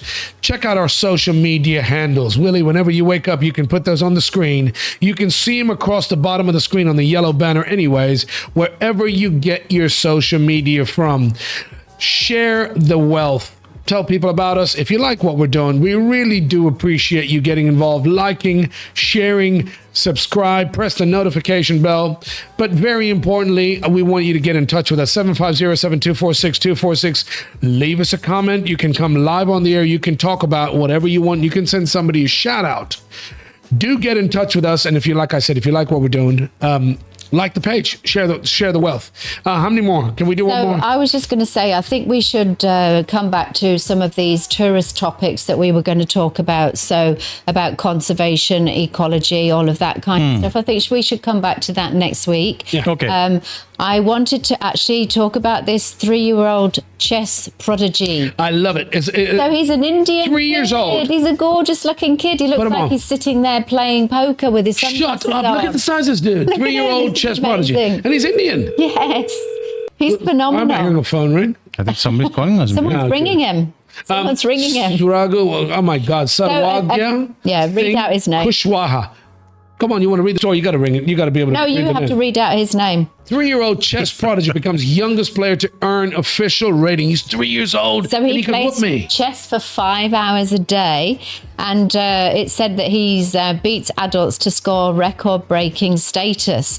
So he's 3 years old, so he's broken the record to become the youngest player to earn an official FIDE rating. So he is actually 3 years, 7 months, and 20 days. So What part of India? Where's he? Kushwaha? sure. Where? Singh? Maybe North Punjabi? I'm not sure, but he's beaten the previous youngest player, who was Anish Sarkar, who was 3 years, 8 months, and 19 days. Sarkar. So, Wow, so dude, it that sounds is like cool. these young Indian kids are ruling the roost. I told which you, is we're amazing. smarter than we look, dude. We're absolutely brilliant in this country. We've got so many. I can't believe he's that young. Doesn't he look fab with those He's very glasses cute, on? very cute. Proud. You make us proud, mate. One day, just remember, we talked about you on the Merv Britto show. Come and, what can you do? Send us a shout out, dude. You know what? That makes you so proud. And his parents must be gushing to have somebody that young and cute who's already kicking butt. Okay, what else? So then I think we can't close the show without talking about the FIFA World Cup draw, which was on Friday. So I was actually falling asleep listening to it, but it was a bit of a fiasco. Why? Well, it really dragged on and on and on, and it was also quite controversial because FIFA have created a peace prize for Donald Trump. Yeah. Oh. That's ass kissing. That's what you call ass kissing. So, you know what? and also people are really annoyed about it because FIFA's not supposed to be a political organisation. Yeah, but I'm saying to you, he's what's the word? He's actually, what is the word when you're fawning over something? Like he's Psychopath. Yes. No. He's people are like kowtowing to him. But there's a word that I'm trying to find. He's been all over Donald Trump like a shadow, mate. Focus on FIFA. Do what you're doing. Stop trying to idolize this guy. Donald Trump is the president of the United States, obviously, and he's a very person. Controversial, but he's, my God, I'm getting too old. I can't even get words not coming to me, dude. Food. He is a person that is separate. He's divisive kind of a person. Yeah. Keep him out of the sport. But FIFA as an organization, I don't know why they've created a peace prize. What are y'all trying to be like Nobel? Focus on what the hell your goddamn jobs are. Put this together and let people have a good time. I love the fact that they've expanded it to more teams and more people. 48 nation World Cup in North America. So 48 nations, that's the largest ever tournament. That's awesome, dude. But it actually led to it being a really chaotic draw because you weren't allowed to have the same nations from the same confederation in the same group. So it just became really, really complicated and chaotic. So European nations, there's multiple European nations, so you could actually have some of the European nations in the same group, but it became really, really chaotic and really drawn out. It's called the FIFA World Cup, and you want to have everybody from everywhere in the world. And I love the fact that some of the smaller teams, some of the smaller countries have qualified. Ajoy, can we do something for the World Cup? Neil, we should do something. Listen, you've got a hell of a runway, yes? By the way, that's a word I was looking at, polarizing. DT is very polarizing. Polarizing. Can we do something in advance and start doing something every week? Can we have like a bit? By the way, are we reading our comments today? We are. Awesome. So, can we do a bit, Ajoy? You talk. Tell me. I can do something right now for you. Oh, my God. Donald Trump, what do you call impersonation? Okay, go for it. Let's do it. This Merv Britto doesn't know what he's doing. Talking all bullshit about me. What do you think about my movement? They can't see you, they can hear you, you knob. They can't see you. Always thinking, I got it perfect. I'm going to perfect that. I'm going to come back on the show. I'm going to do a DT or every time, man. You can be you can be our resident Donald Trump. Look at as the big dog on the show. Can you please plan something in advance? I'm giving you enough warning, Neil. We got to do like a big prize, or we got to do some big competition. Sweetie, come up with something, my darling. Okay. Something where we can let's ride the World Cup wave. It happens once every 4 years. Yes. On the show, we need to do a bit or a segment and give away like a really nice prize, dude. It's like a weekly draw, and every week somebody wins, and then finally collect everybody together and you pick it out and we give away like $1 million that I don't have. No, I'm saying to you, the World Cup is once every 4 years. This is so exciting, and I wish they'd keep the goddamn politics out of it. Donald Trump, very good. You're the president of America. It's being shared by 2 other countries that he's been an absolute dictator, if you know what I mean, to Canada and Mexico. But I hope they pull it off. I'm sure they will. They'll do great, dude. He was just fawning. That's the other word I was looking for. Yeah, he was fawning over President Trump. How can you create an award? Nobody knows how you qualify for this award. Nobel, everybody knows about the Nobel Prize, is the Nobel Peace and whatever. The fact is that why did you create an award that who was this competition, by the way? Was it voted? No, it's Gianni Infantino. He's the one that kind of came up with it, supposedly. If you want to know what the meaning of fawning is, just tune in when Merv is next to Isaf. Why? Do I fawn over him? The love in your eyes, man. My eyes. The love. He's severe, mate. You know what? He's like a repellent for me, mate. The closer I can keep the dog. Whatever repels also attracts. That's all I know. No, he's a mate. He's a good guy. He works hard on the show, but Yusuf needs a pair of cojones sometimes. He sits so anyway. I can't. He's not even here. He can't defend himself. See. Ladies and gentlemen, we are getting to the end of the show. We've talked about FIFA, and we've got Lando Norris. Okay, Joanne, can I finish? Talk about Lando Norris. I know he's Lando. He's from your motherland. Is he? I think he's got a little bit of Indian blood in him. You think so? FIFA, we're gonna have many more weeks to talk about FIFA. course. So I've already sowed the seed. Ajoy, that's your department, being the big boss, being the what is Ajoy? The producer of the show. No, I'm Donald Trump, baby. if you keep speaking like that, you're gonna be okay, sweetie. Good. Lando Norris. I Yeah. can't. When is this race? I got to watch this race. So this could decide 3 drivers. So it's a kind of title decider. So between Lando Norris, Max Verstappen, and Oscar Piastri. Where's So Piastri from? Piastri, Is he Italian? no, Lando's English. Verstappen is Dutch. Dutch. Piastri is where? I'm not sure exactly where Let's Piastri make it is up. from. Make it up. Just make it up. I'm saying he's Piastri. Australian. He's Australian. But apparently, Lando Norris needs to. Why do I keep hearing a ringing sound, dude? Is it, There's somebody calling us, actually. Is it? No. Yes. Shut up. I'm not- Okay, come on, finish the story. We're almost done, dude. Come on, let's go. All I was going Come on, to say answer it. was Answer, apparently Willie. Lando Norris actually has to have a podium finish. But But this is because of a screw up, though. well, This is because of a screw up. They didn't pit because in they're in time, the last- and they've opened the gate. And Max Verstappen can actually. Max Verstappen, he could actually win. And if Norris doesn't make a podium position, then What the bloody Max hell? What are y'all Verstappen doing, can dude? get his 5th Come on, consecutive title. It's what time is it going to happen tonight, So right? it's happening in Abu Dhabi. I think Aisha's calling you. Is that Ayesha? Is she on the phone or is she on video calling? What's up with that? Ayesha, you there? Can you hear me or what? What's up, dog? Yeah, I'm here. I can hear you guys. What's happening? Nothing much. I called because my the Donald Trump impersonation warranted a phone call. Did you hear your brother? Did It you was hear your brother? not good. It was not good. Come on, Ajay, try and redeem yourself. It's Come a work on, in progress. work in It progress. needs a lot of work. Mate, you need Larson and Tubro kind of work. You know what I'm saying? They build a bridge for. How do you come even close to Donald? That didn't sound anything like Donald. How dare you tell You me sound more like Ivanka. that I'm not good? Aisha, can you hear this?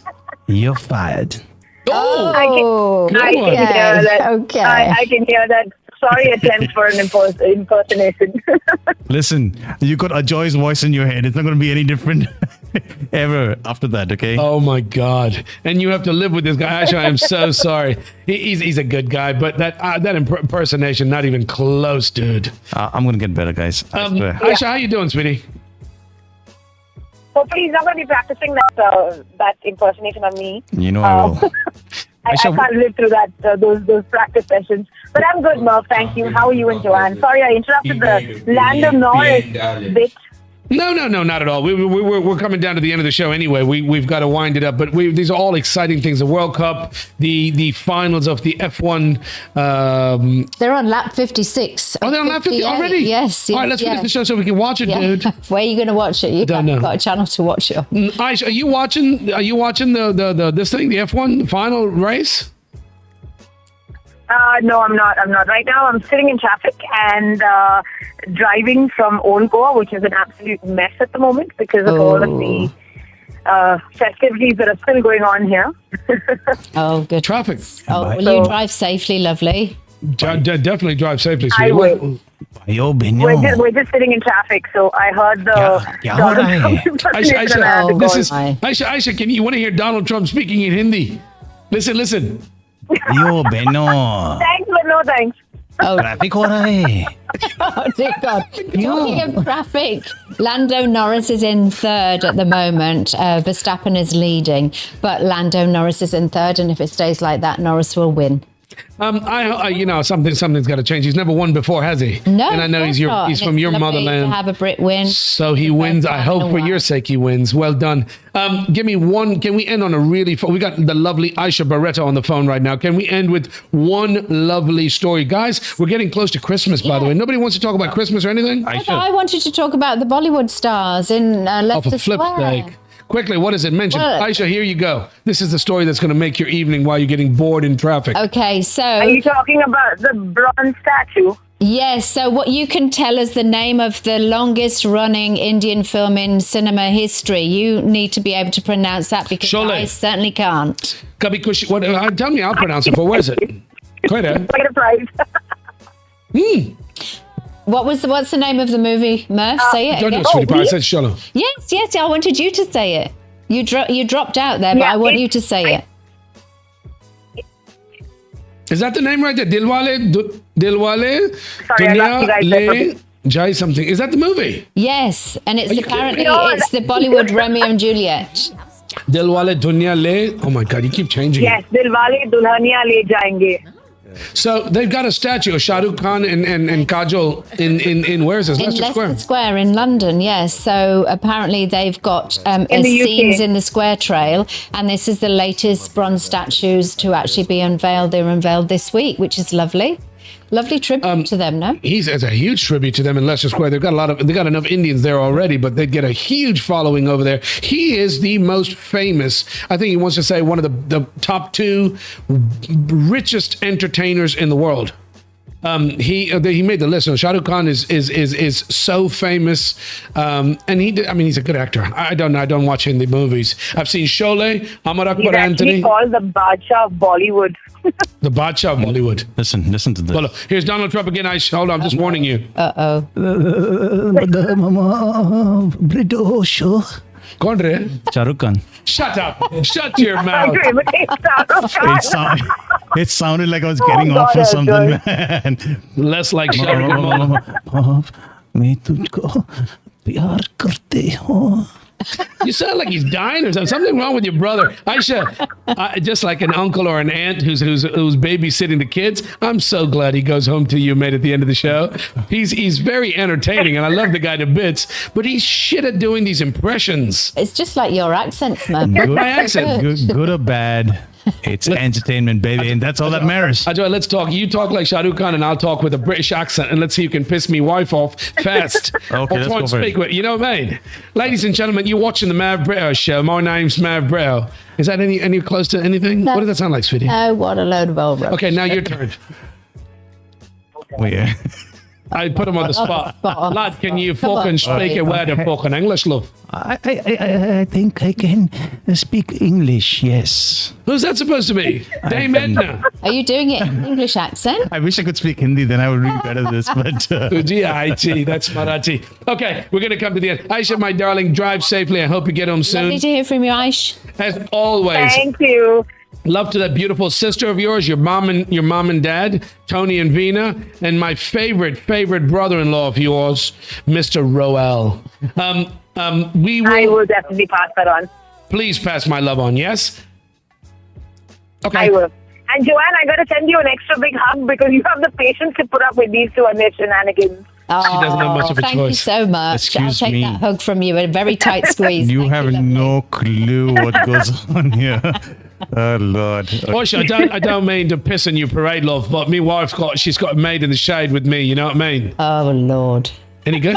Aisha, did that sound anything like a British accent? You know, have you heard of this Bollywood song? I sing this a lot at home. Song. And it's perfect for you and Joanne because this is exactly what you did. Tum to tera pardesi. Tum to tera This guy pardesi. come to. Aati ambaogi. Is he making this shit up, dude? I don't Is know that what actual did they song? put in his food before the show. What Yeah, went they on? Baba, come on, sing me a I think the Britos How slipped me does my something. brother know these songs? No, dude. They slipped something into my drink, I think, today. That's why I'm doing all of these I impressions. think you heard something when you went out in the I think, he could smell some funny It was that tobacco, some wacky we have come. We've definitely got to end the show. We're going to go and watch the F1. Ladies and gentlemen, that's the famous Ayesha Barretto. You can tune in and watch her show every morning on IndiGo 91.9. Give her a call, and if you bump into her anywhere, just say, I'm sorry, say, excuse me, but give her a big hug. She's a lovely, lovely lady, and she's very friendly. Give her our love whenever you see Aish. We need to have you. We keep talking about it, but you always keep blowing us off. We need to have you on the show one more time, dude. Well, let's get her on before Christmas. I do. Before Christmas. I need to gate crash the show. Not like how I did on your birthday, but definitely going to come back. No, we got to plan it properly, but we do. We have a lot of fun. We get along. We get along like a house on fire. We have to have you back on the show sometime very soon, okay? For sure. Okay, sweetie. Get home safely. We're going to end the show. Thanks for calling. Thank you. Big hugs, lovely. Bye. That was you, Joe. Bye. that was a lovely Ayesha Barretto. She can call on. Ladies and gentlemen, this has been an absolute pleasure of ours on this somber Sunday after having what happened last night in Arpora. I hope everything works out for the family, and it doesn't get any worse than losing a loved one. Our prayers and thoughts from the people here at the show go out to all the people that have sadly lost relatives and family. Do you want to do some comments, Merv? Yeah, please, let's do. I keep saying I'm going to do them, and I don't do them. Let's do them very quickly. Ajoy, I know you're going to get angry with me, but before we go. And we hear.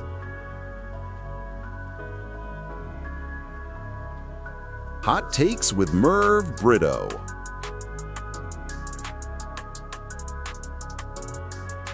Okay, we're going to do this very, very quickly, yes? Goa Gale, underground cabling during tourist season, planning mission. So when we did the piece, Gale sent this. I saw an advocate in Go register car throwing garbage from the Mondovi Bridge once, yelled at him, but he and his wife reacted as if I'd done something as if you had done something wrong, Gail. How do you know it was an advocate, by the way? Did he have one of those stickers on the back? You should have taken a picture of him, Gail. You know what? It's very sweet. I'm so glad you sent us a message, Gail. Thank you for sending us a message. The fact of the matter remains, he should know better as an advocate. It's not him and his wife looking at you who's done something wrong. It's him who had done something wrong. Thank you, Gail. Goa_Gail. Lando? Can I just say, yes, breaking news. Lando Norris has won his first F1 title, finishing third in the Abu Dhabi Grand Prix. Fly the flag for the Brits. Go, Lando. Well done. Thank you, Gail. That was nice of you to send this message. Don't ever feel embarrassed about protecting something you love in a place that you love. If somebody's throwing garbage, take a picture, send it in. Let's go on to the next one. Carl, Ricardo Art. Local tourism needs to be stopped. These animals are destroying Goa. What are we talking about? We're talking about the garbage throwing again. No, it's not. This is local tourism, Baba. Yeah, this is the underground cabling. Is this the same thing? Yeah, no, it's a different thing. The cable, the underground digging in Seoli.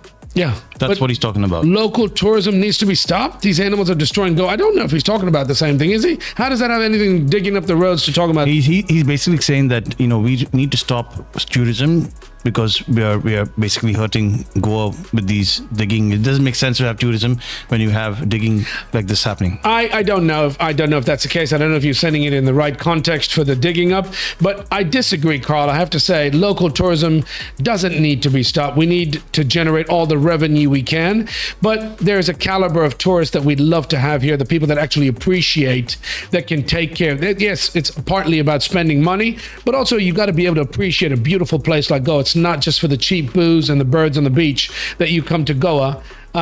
It's your prerogative as a tourist, but we want to make sure that we're inviting, that we're attracting the right kind of tourists, whether they're local or international. But they're not animals. They're I agree with you to a degree, but I'm saying it's a place that welcomes everybody. You know a secret? Animals are cleaner. Very possibly, man. Very possibly. Thank you, Carl_Ricardo_Art. Keep the messages, keep the text coming in. Let's do another one. I don't know who this person is. Igal Winf, IGALWYNF. The corrupt officials so focused on accomplishing their black revenue quota for the year that they wouldn't care about causing disturbance to tourists and locals. I don't. This is in the same context, No, I guess. this is actually for the cable digging actually. No, this is about garbage.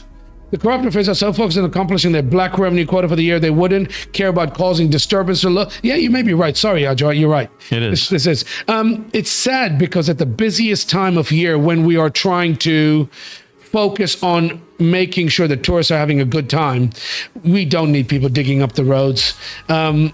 It shouldn't be done, but it is being done, and we need corrupt officials or not. This is seen by everybody, and it's a shame. I'm trying to guess his name, dude. What is Gal Winf? Gal Winf? I don't know. Thank you for your message. Let's do another one. Sunny, I'm trying to guess what his name is. Sunny ZZ 28. It's proper planned, but no for society, but for own self, whoever is doing this. Why do you keep putting these comments next to the dumping part? Is this the dumping thing? No, I think it's for the cabling. My bad.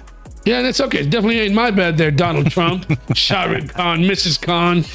Sonny ZZ is talking about it's proper plan, but no for society, but for own self, whoever's doing this. I don't get the comment. Sonny, I hope you're talking about the digging part where it's not properly planned by the authorities and to make sure it's being done in the right way at the right time by the right people, but you're not inconveniencing the tourists and the people living in those localities that you keep doing the digging. I agree with you if that's what you're saying. Sunny ZZ28, thank you very much, my brother. Let's do one more. One last one.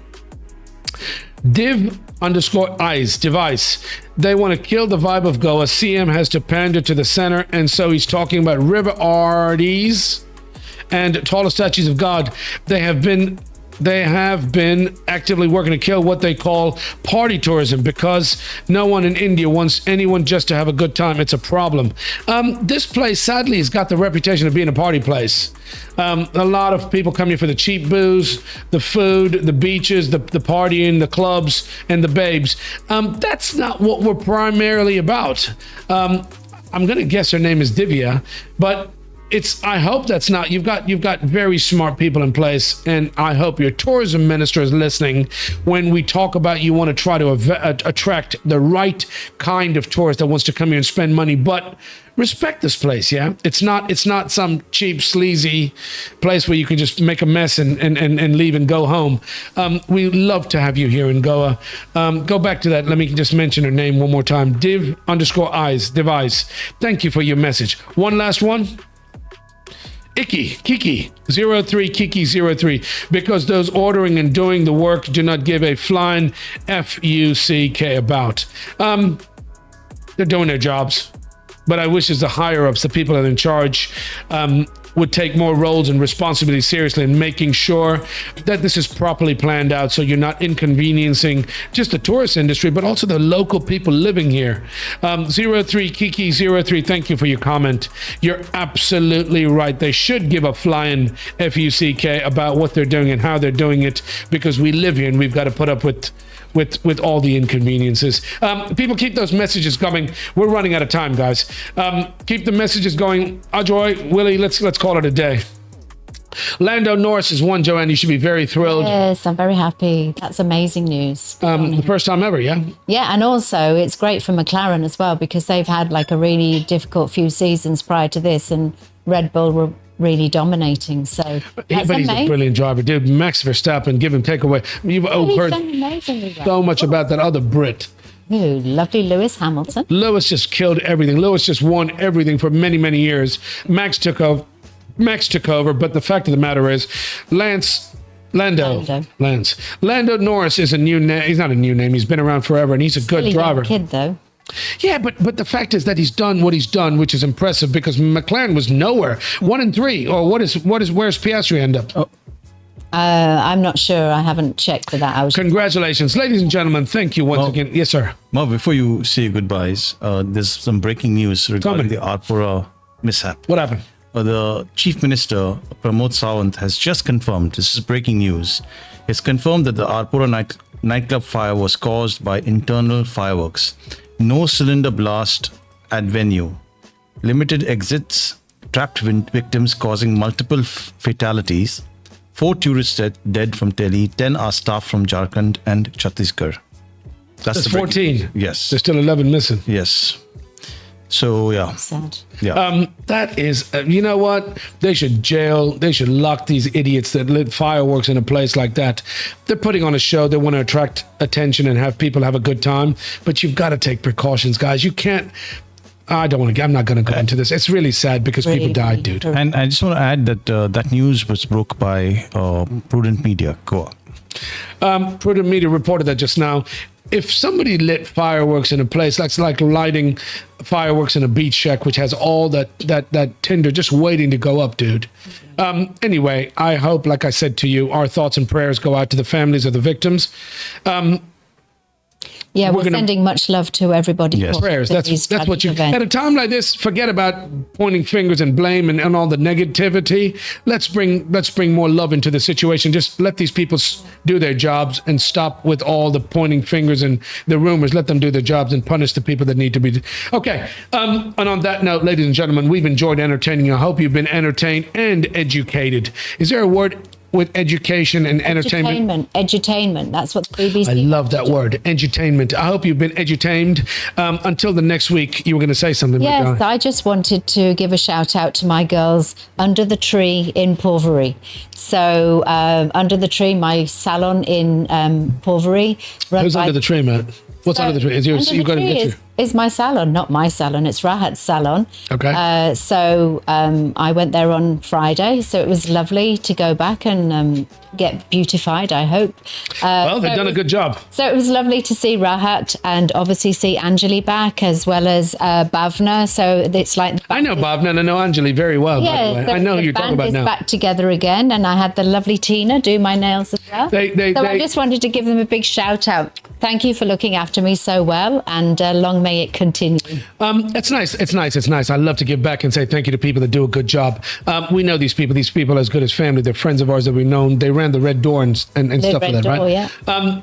Anyway, thank you for the shout out. Ladies and gentlemen, you've been watching the Merv Britto show, just like Joanne just did.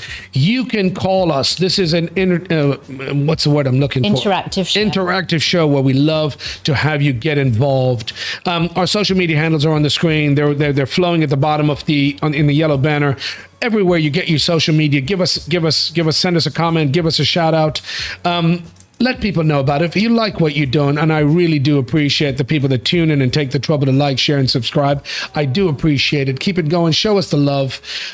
Let people know about it. But with your help, we can boost this channel and do more of what we do. We work hard as a team, and I thank every one of the team that does what they do. But we appreciate your support. Show us some love. Share the wealth. Spread the word. And like Joanne, we want to give a shout out to everybody that tuned in today and every week. We appreciate you tuning in. Till next week, Mr. Barretto. Yes.